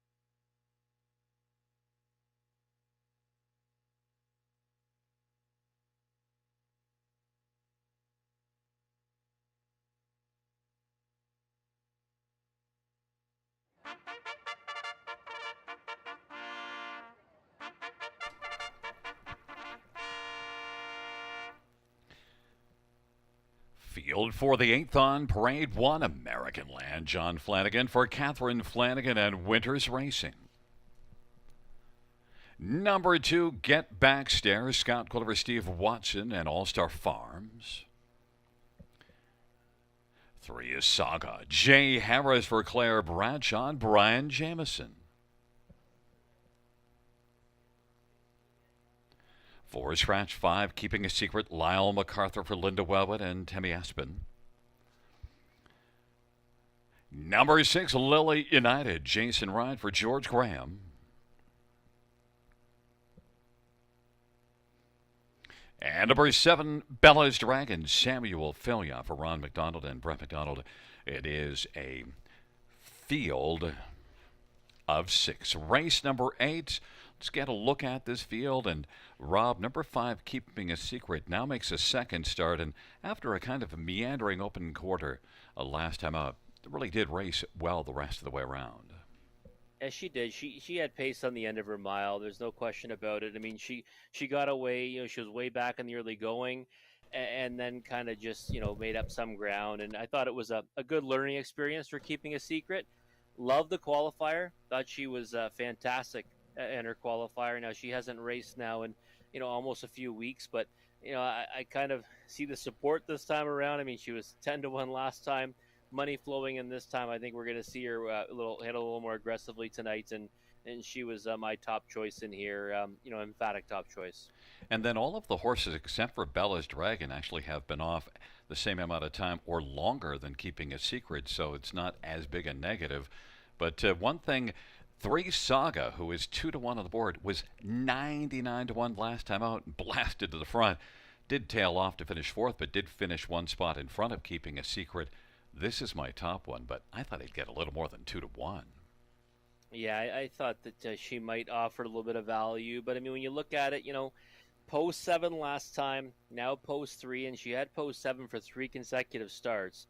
She blasted off that time last time, as you mentioned, Gary. I thought finished decently enough to end up 4th, but now from that better post and against a field that's kind of softer overall, we're going to see her blast out of there again. I think there's no question about that.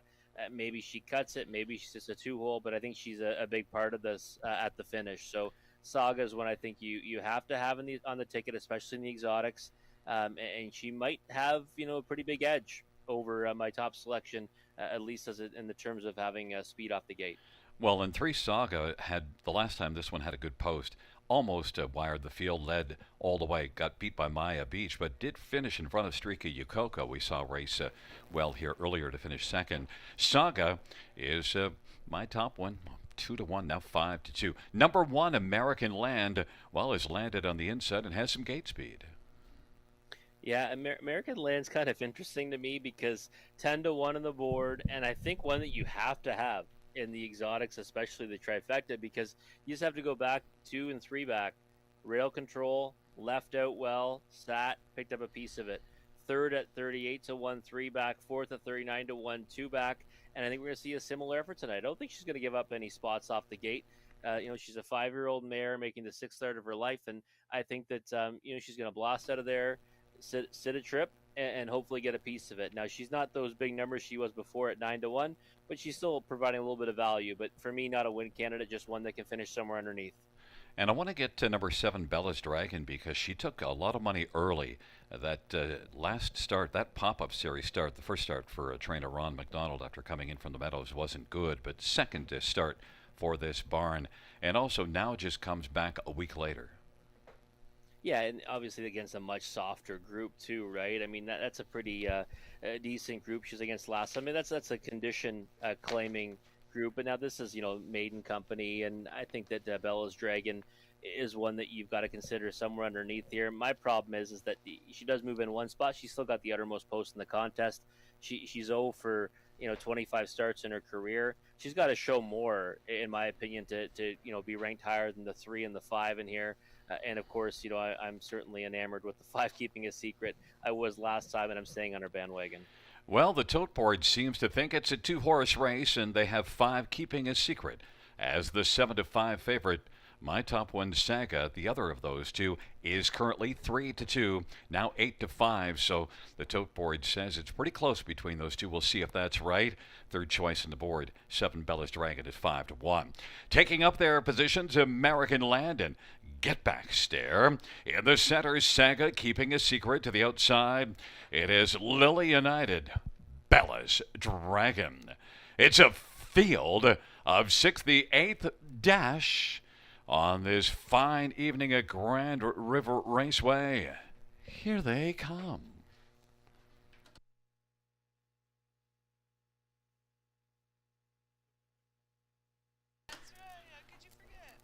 Field of 6 for the 8th race. They're at the start of the rough, and Saga's going to bolt home. Get back stair. Now with the inside, American Land is going to land the pocket on the back of Saga. Then it is Get Back Stair. Keeping a Secret is racing position to 4th right now. Then it is Lily United. Bella's Dragon is trailing the field. Into the backstretch, Saga's got a lead of about 2.25. American Land is second. Keeping a Secret is still on the outside. And Get Back Stair is on the pylons, and Get Back Stair and Scotty Coulter insisting on driving through to the inside and has third. Keeping a Secret is still kept on the outside. Then it is back to Lily United and Bella's Dragon. Saga, the 4-5 favorite, leads by 2.25. American Land is second. Keeping a Secret on the outside. Then Get Back Stair and Lily United and Bella's Dragon 29 second opening quarter, and Saga and Jay Harris in search of a second panel breather and leads it by a couple of lengths over American Land. Keeping a Secret is still going over Land, and then it is Get Back Stair, Lily United, and Bella's Dragon. Half was 59 seconds as they work their way on into the backstretch. Leads at a couple. American Land, Keeping a Secret, Get Back Stair, and then Lily United. On down the backstretch they go, and Saga's got the lead. American Land is still second. Keeping a Secret hasn't seen the inside, but is racing third and is about 3 off the lead. 3/4 coming up for Saga, who's getting a bit of urging. 3/4, 128 3. Saga leads by 2.25. American Land, Keeping a Secret, is getting a little closer than Lily United and Get Back Stair. Saga, they turn for home, leads it by about 2. American Land and Keeping a Secret on down the stretch route they come. Saga and Jay Harris. American Land up the inside. Saga bears out a bit at the finish. Saga's going to win. American Land was second. Keeping a Secret was third, and then Lily United was fourth. 158 4. Saga dropped all the way down to 4-5. Rob was 99 1 last week and finished fourth, but certainly that tells you it's a different field. Yeah, it does. It's definitely a different field, a different post scenario. And again, able to go all the way this time. Did bear out, like you mentioned in the stretch there, Gary, but I wasn't expecting Keeping a Secret to go that kind of a trip. Was, stuck on the outside pretty much the entire mile. I mean, I think it was a decent enough effort to end up finishing third there. I thought she'd still kind of pace on to be second, but American Land did come on pretty good in the stretch there to at least make it interesting with Saga. Keeping a Secret, again, we got an education last time. I think that's going to be one that she takes a lot out of again, going overland the whole way, but not the result I was looking for. Yeah, you mentioned we had to use American Land somewhere underneath, and that underneath was second. Yeah, a little bit surprised that it ended up being second. I thought that she was very logical to, complete the trifecta. You had a couple of horses that were taking a lot of support that I thought kind of looked that much better than the rest of the field. But, American Land, that tactical speed, get in the 2-hole, sit forever, and then split the 2 favorites, right? You always mention it. The only way you can make money when there's 2 horses taking that kind of action is splitting them, and that's what American Land did at 6-1. Well, it's a 3-1, 5-6. Coming back in front of us is the winner of race number 8. It's number 3, Saga. A 3-year-old sports rider, Bay filly, owned by Claire Bradshaw and Brian Jamison. Claire Bradshaw, the trainer. Jay Harris, the winning driver. First win for Saga, 158 4.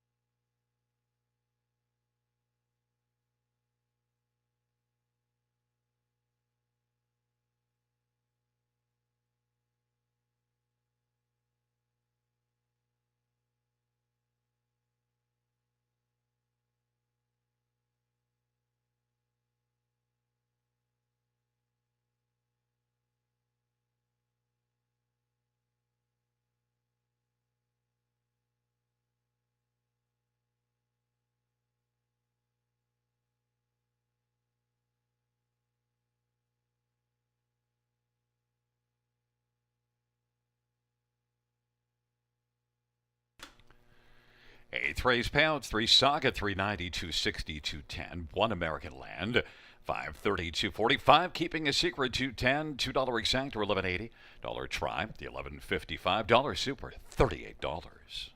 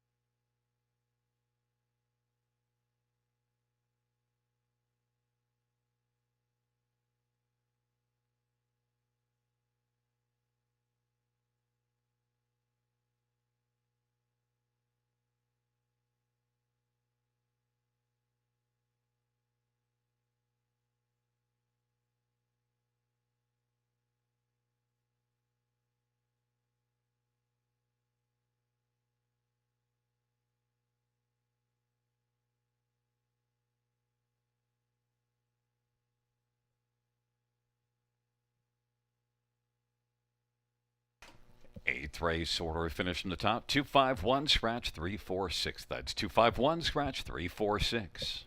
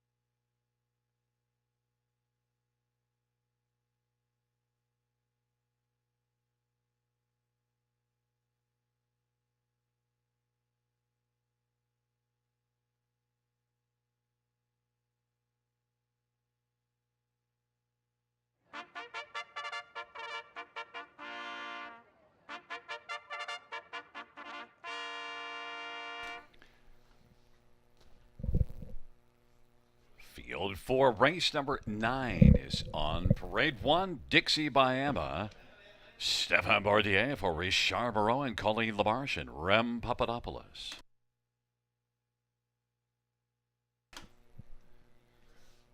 Number 2 have already won. Scott Gould for Ryan Stewart. And number 3 is Georgia January. Jay Harris for Alan Fair and Elizabeth Fair. Number 4, Easy Breezy Beautiful. Jason Ryan for Phil Coleman. 5, Better Kiss the Men. Samuel Fillion for Rafael Bourassa.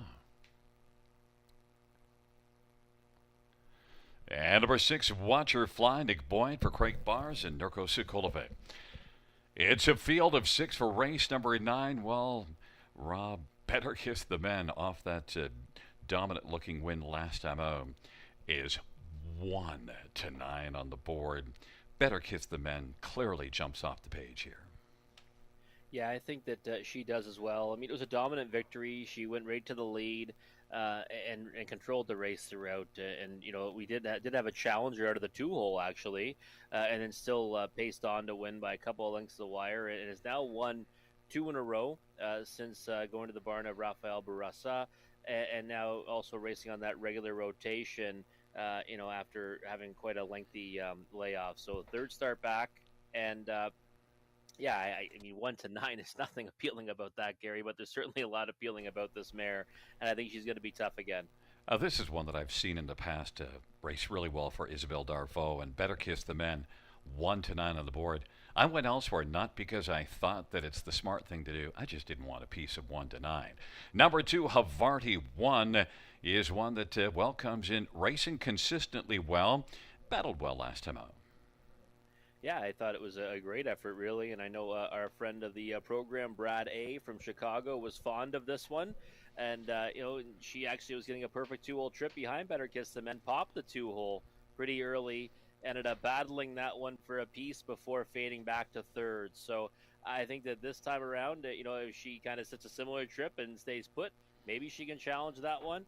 I'm shocked she's 25 to 1 on the board right now. I know that Better Kiss the Men is skewing the odds because she's such a short price, but I don't think Havarti 1 deserves to be 25 to 1 in here. I think she should be more about 5 or 6 to 1 at best. So I think Havarti 1 is the one I want to have underneath, and maybe the one that you should look to if you're hoping to beat the big favorite.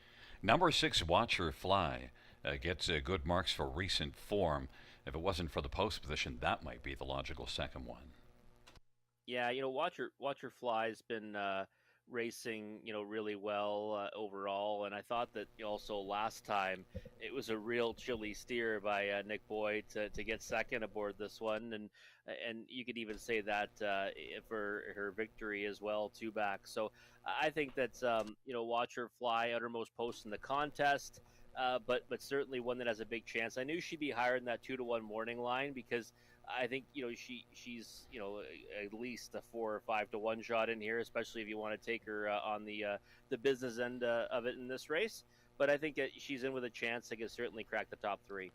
And Easy Breezy Beautiful off that win here August 1st. It wasn't a breeze, it was from way off the pace. But Jason Ryan drives and is at 10 to 1. Yeah, and that kicked off our Industry Day card with a bang at 17 to 1, and was one that did get away way out of it, but then got kind of pulled into the race, second over spot, and came wide to get the job done. So I think she's probably the price she should be right now at 10 to 1. I don't really know if she's got a chance to upset one like Better Kiss the Men, but she can get a piece of it. So the one that I decided to use to try to go after the 1 to 5 horse is Georgia January, just for one reason. What I saw here last time out, I think maybe Jay Harris sends this one down the road. Tried to fire last time out, parked every step of the way. Georgia January, just taking a flyer at 16 to 1, Rob. Yeah, Overland a long way last time, right? At a big price, and maybe this time with Poster, like you said, Jay gets them off the gate so well. He loves leaving out of there. If he busts out off the switch, maybe gets situated in a good spot and can be the upsetter at 15 to 1. Well, right now the fans are thinking there's not going to be an upsetter. 1-5. Better Kiss the Men. Taking their positions, Dixie by Emma. Havarti won. In the center, Georgia January, easy, breezy, beautiful to the outside. Better Kiss the Men and Watch Her Fly. It's a field of six. It's the ninth dash on a manic Monday at Grand River Raceway. Here they come.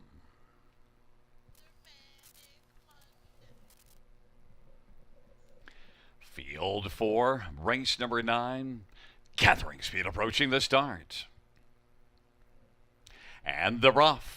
Havarti won. Georgia January. Better Kiss the Men. Strides out as well as they work their way around the turn. But right now it is Better Kiss the Men who wants to come on and get to the front. Havarti won his second. Dixie by Emma third. Georgia January now is racing position fourth and is on the pylons. And then Easy Breezy Beautiful and Watch Her Fly.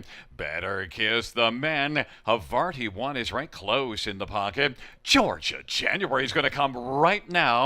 And then Dixie by Emma and Georgia January comes strongly against Better Kiss the Men. Havarti won's racing third. Then Dixie by Emma, Easy Breezy Beautiful, and Watch Her Fly. 28-2 the opening quarter. And it is Better Kiss the Men and Sammy Fillion with the lead. Georgia January applying first up pressure. Havarti won is on the inside and is a length and a half back. Racing for Dixie by Emma. Then it is Easy Breezy Beautiful and Watch Her Fly.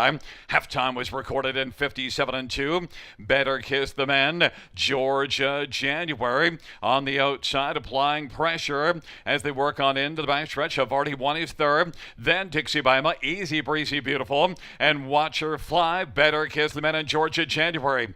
They're going at it. Better Kiss the Men is holding a lead of a length. Georgia January getting some urging and is flattened out now. Havarti won is on the inside. Right tight on the back of Better Kiss the Men. 3 wide, Easy Breezy Beautiful is coming as Georgia January is backing away. 3/4 in 1:27, and it is Better Kiss the Men have already won. Dixie by Emma with some late kick, and then Watch Her Fly flying late racing before they turn on down the lane.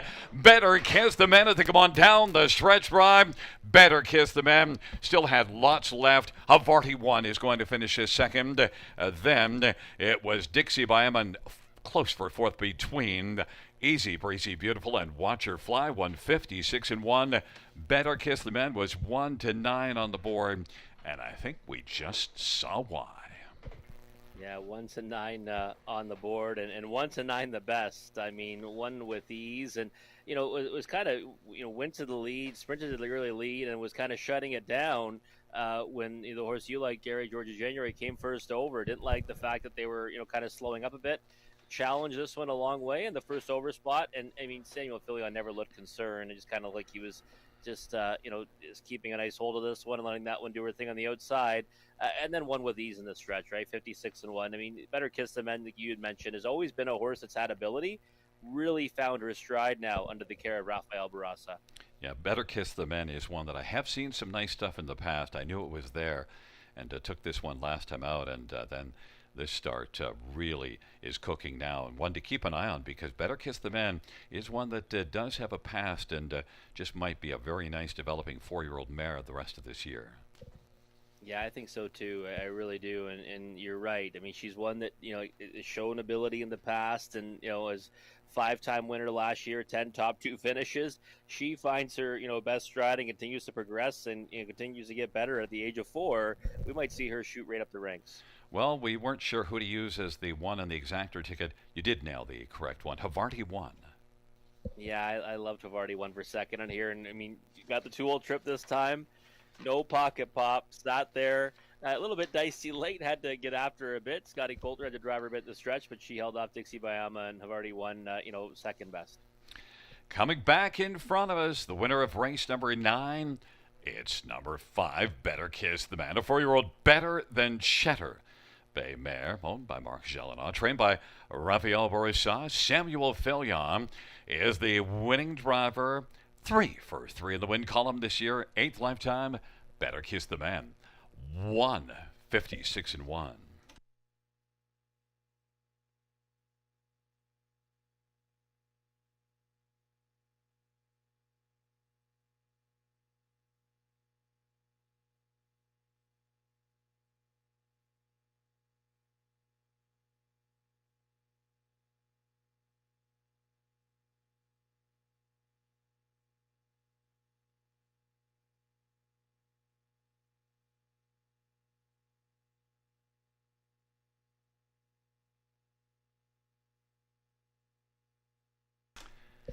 Ninth race, payouts 5 better because the bend 230, 210, 262 of Varty 1, 320 and 310 and 1. Dixie by Emma 370. $2 exactor 580. Dollar try 1020. Dollar super 2840.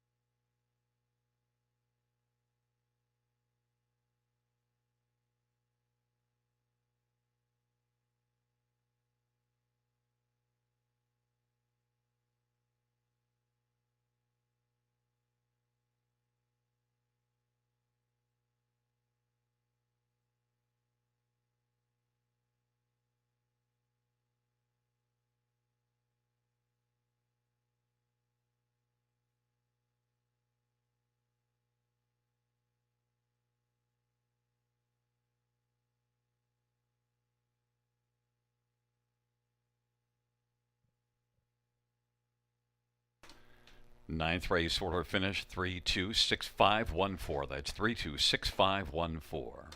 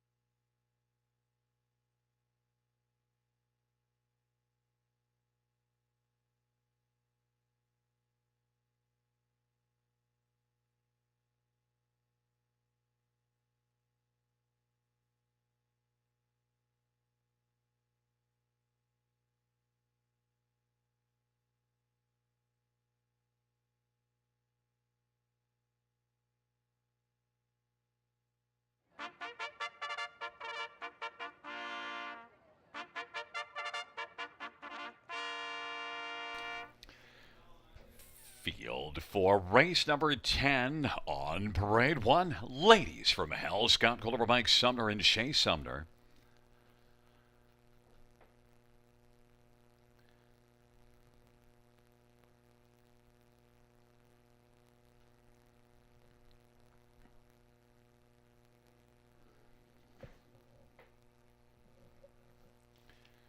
Number 2 is Marzank Hanover. Aaron Byron drives for Kyle Bossons. 3 is Random Baraggio, Jason Ryan for John Kennedy and Valerie Phillips. 4 is Broken, Larry Small for Todd Ratchford. And 5 is Stonebridge Drama, Tyler Jones for Craig Gilmore and Allison Hepburn and Sean Brisebois. Number 6, Artistic Meadow, Jay Harris for Mark McCormick. Number 7, Sunny Sicily, Wayne McLean for Jocelyn Chiquetto and Beverly Rice. 8 is Salisbury Jesse, Samuel Fillion for Ron McDonald and Edward Gork. And 9 is Beauty is Blind, Tullamore for Pam Forkey and Triple S Equine. Field of 9 featuring the Super High 5. And Rob, this is a really good race to handicap. I don't expect any heavy favorite in here. You went with 6 Artistic Meadow, and certainly one that raced well here last time out. But post position 6, certainly Artistic Meadow shows some recent form, though. Yeah, I think that Artistic Meadow shows recent form and does have that pop off the gate and looks pretty sharp on the track right now. Jay Harris aboard. Of course, we know he likes to send them off the switch. I'm hoping that's going to be the game plan tonight. I think you hit the nail on the head, Gary. This is a very nice betting race. It's a real nice race to watch as well. It's a tricky betting race, though, and you alluded that there's not going to be any heavy favorites in here. I think this is a wide open event. I really do, and I would not want to be on the side of a shorter price horse on the win end. Well, I'll tell you one thing. I love my top pick in here, and it is your second choice. Ladies from Hell. Now, it could go down in flames here, but Ladies from Hell on the inside, I think it's time for Ladies from Hell. And look at the last time this one was able to get off the gate was 3 starts ago, and that was in this class. Winner Gagnon. Yeah, and I think our man in Chicago, Brad A, agrees because he actually commented on that when the picks first went out today. He said he was very interested in seeing the one Ladies from Hell in the finale, and I totally get it. I mean, outside posts in each of her last 2. Nice account of herself, too, back to finish 3rd. And, of course, she won, as you just mentioned, when she had post 5-3 back and won by a half a length in that one and beat a pretty good group. So I think from the pole position, you're going to see her leave out of there well, and she's going to be a big-time player. The problem is the morning line was 10-1. She's right now bet down to favoritism at 5-2. Number 2, Marzank Hanover, Aaron Byron for Kyle Bossons, and it did improve last time out. It could build on that in here, and certainly one with some back cred. Yeah, we've been chasing this one, right? Or at least I have. We're on the bandwagon a few back. She finished 2nd. I thought it was a good effort. Overland that time. Not so much the next time on Industry Day. Kind of toiled out there before finishing 5th, and then improved a spot last time to finish 4th against a group that in a race that was won by Outlaw Vixen. So I think Marzank Hanover is value right now at 9-1. I think one of these times she's going to step up and win in these preferred ranks, but she can certainly still get a piece of it either way. So I wouldn't leave her off the trifecta. Certainly not the super high 5. Randa Miraggio is one that I wasn't sure what to do with because I love taking John Kennedy's barn. Randa Miraggio is one that was really good last year. Shows some signs right now and moving up, but she has raced against tougher and been very competitive in the past. Randa Miraggio, 6-1. Yeah, higher percentage winner last season, but still doing good things this year, right? 14 out of 25 in the top 3 with 4 victories. Been racing at Hanover against male competition. She got the better of the DM John Wick last time and did so pretty easily and crushed a group before that included Carson Shadow. So I don't think she's out of place against this group. In fact, I think with the right kind of trip, she can be right there at the wire. She's taking support down to 6-1, and I wouldn't leave her off my tickets. Well, look at the next one we're going to talk about. Number 5, Stonebridge Drama. She was outstanding at Georgian Downs last time out. Yeah, she was. It was a real tough trip. She ended up coming away victorious by a nose. Before that, second over that surface as well. Picks up Nick Boyd tonight in the bike, and a horse that certainly figures to be competitive in here. 4-1 on the board. I think you got to demand every bit of that price, if not better, if you're going to bet her to win, though, because like I said, this is a pretty deep group. And also, Salzburg Jesse's been taking a lot of action, and I use Salzburg Jesse actually on the ticket towards the bottom. I just think it's hard to leave Salzburg Jesse off. Yeah, I left her off, and it's only because last time she was kind of in this spot. She ended up finishing quite a ways back. 8 hole, she finished sixth. I think maybe a similar trip tonight, but she'll rebound in a big way when she draws inside. Well, it is a field of 9. It's a very good field. We mentioned that there's no real heavy favorites. Well, look it. We've got Ladies from Hell and Stonebridge Drama both at 3-1 on the board, and Rob has Artistic Meadow at a lovely 11-1. Ladies from Hell, Marzanne Kennever, Random Miragio on the inside, Broken and Stonebridge Drama in the center, the outside, Artistic Meadow, Sunny Sicily, and Salzburg Jesse, the second tier. Beauty is Blind. Field of 9 for the 10th and final dash. They're at the start of the round. Ladies from Hell, Stonebridge Drama, Artistic Meadows driving as well as they forge on into the turn. But Ladies from Hell using that post-1 advantage to take the lead. Then Stonebridge Drama, Artistic Meadows racing third. Beauty is Blind is fourth away. Then racing to the outside is Salzburg Jesse. Then it is Mars and kind of Random Miragio. Broken and trailing is Sunny Sicily. Ladies from Hell at 3-1's got the lead. Stonebridge Drama's right there in the pocket. Artistic Meadow is racing third and is about 3.5 lengths off the lead. Then Salzburg Jesse's caught on the outside. Fourth, Beauty is Blind is fifth at the inside. Mars and kind of Random Miragio. Then it is back to Broken and Sunny Sicily. 27-2 the opening quarter. Ladies from Hell and Scotty Coulter's got control of this one as they roll towards a Stonebridge Drama in the pocket. Salzburg Jesse hasn't seen the inside, but is on the outside, and we can see only a length and a half back. Halftime was recorded in 57-3, and it is Ladies from Hell who's got the front as they race into the backstretch. Stonebridge Drama is right there in the pocket, nose to helmet. Salzburg Jesse, length and 3/4 back, racing third. Artistic Meadows locked on the inside, fourth, and Mars and kind of a Random Miragio. Beauty is Blind, second last, Broken, and trailing the field is Sunny Sicily. It is Ladies from Hell of a 57-3 halftime and a 30-1 second panel. Ladies from Hell, and now 3 wide. Random Miragio is kicking in hard, and on the inside, Stonebridge Drama from the backfield. Broken is coming as well. Broken is flying, locked on the inside with nowhere to go is Artistic Meadow. They turn for home. Ladies from Hell, Stonebridge Drama on down the stretch drive they come. Ladies from Hell. Ladies from Hell was devilishly good. Flying late, Broken comes up to get second. Then it was Random Miragio and Stonebridge Drama. Ladies from Hell, 3-1 on the board. And, Ladies from Hell, post position 1 prevails in the final dash, Rob. Yeah, that's a real spot. Used that to her advantage right early on. Blasted out of there as we thought she would, 27-2. Then got that all-important second quarter breather, and really it was lights out from there, right? I mean, she had Salzburg Jesse caught on the outside. That was going to be a long night for that mare. I mean, I thought she might take back off the gate when she went forward. I mean, that pretty much put her in a tough spot because she wasn't going to be able to clear around Ladies from Hell. And then, Broken, really, that was a big move from the backfield with Larry Small aboard to get up for the second spot and was flying late. Certainly one to keep an eye on later, but I thought more than anything, Scotty Coulter had to love the fact that even though Salzburg Jesse is a very, very fine one, that's what you want. A horse that left out of post position 8, hanging there on the outside, just kind of eventually is going to be a bit of a roadblock. Yeah, exactly. It ends up being a pick for you. And the problem is that, after you leave out from the 8 hole like that and you're stuck out there, you're not going to clear. You can't really, rush the leader, and you're kind of in no man's land, right? That's what happened to Salzburg Jesse. So it really did put Ladies from Hell and Scott Coulter in a good spot, and they converted with a nice victory. And Random Miragio made a really big move also coming. That's one to keep an eye on. That horse is moving into this level and belonging.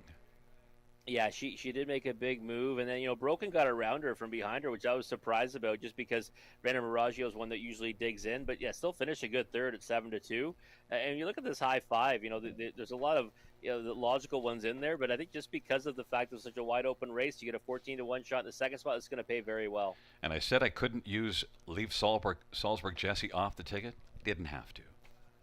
And look at that. Well, she gutted it out though, right? She ends up finishing fifth at 9-2 after going first over a long way. Back in front of us, the 10th race winner won Ladies from Hell. Age-old classic card Shark Bay mare, owned by Michael and Shay Sumner. Mike Sumner, the trainer, Scotty Calder. The Tan Tornado, victorious in race number 10. It's the fourth win this year, 32nd lifetime. Ladies from Hell in 155-4. That's a new season's best.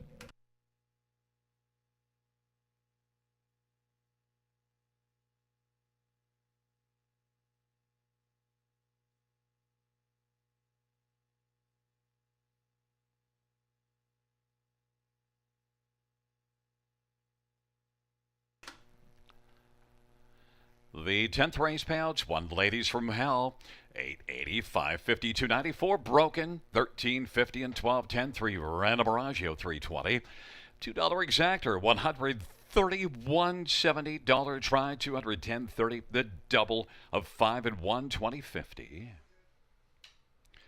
Dollar win for 4 of 4, 45.75, and the dollar high five, 2,516.90.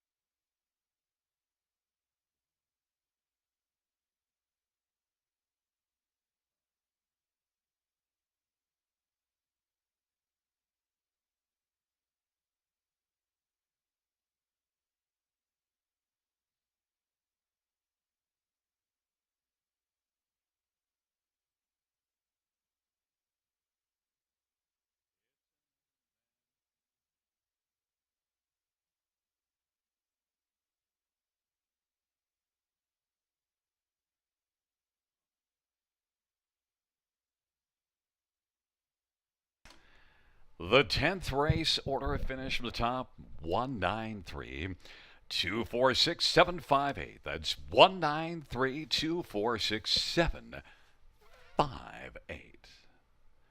There is a look at the show photo, race number 10. Well, fans, that does conclude the live harness racing program for this Monday evening. Action resumes on Wednesday. Our first dash on a Wednesday will go to host at 6:30 p.m. Buenas noches, amigos. Good night, everybody. Good night, Manic Monday. Good night, Gary Guy.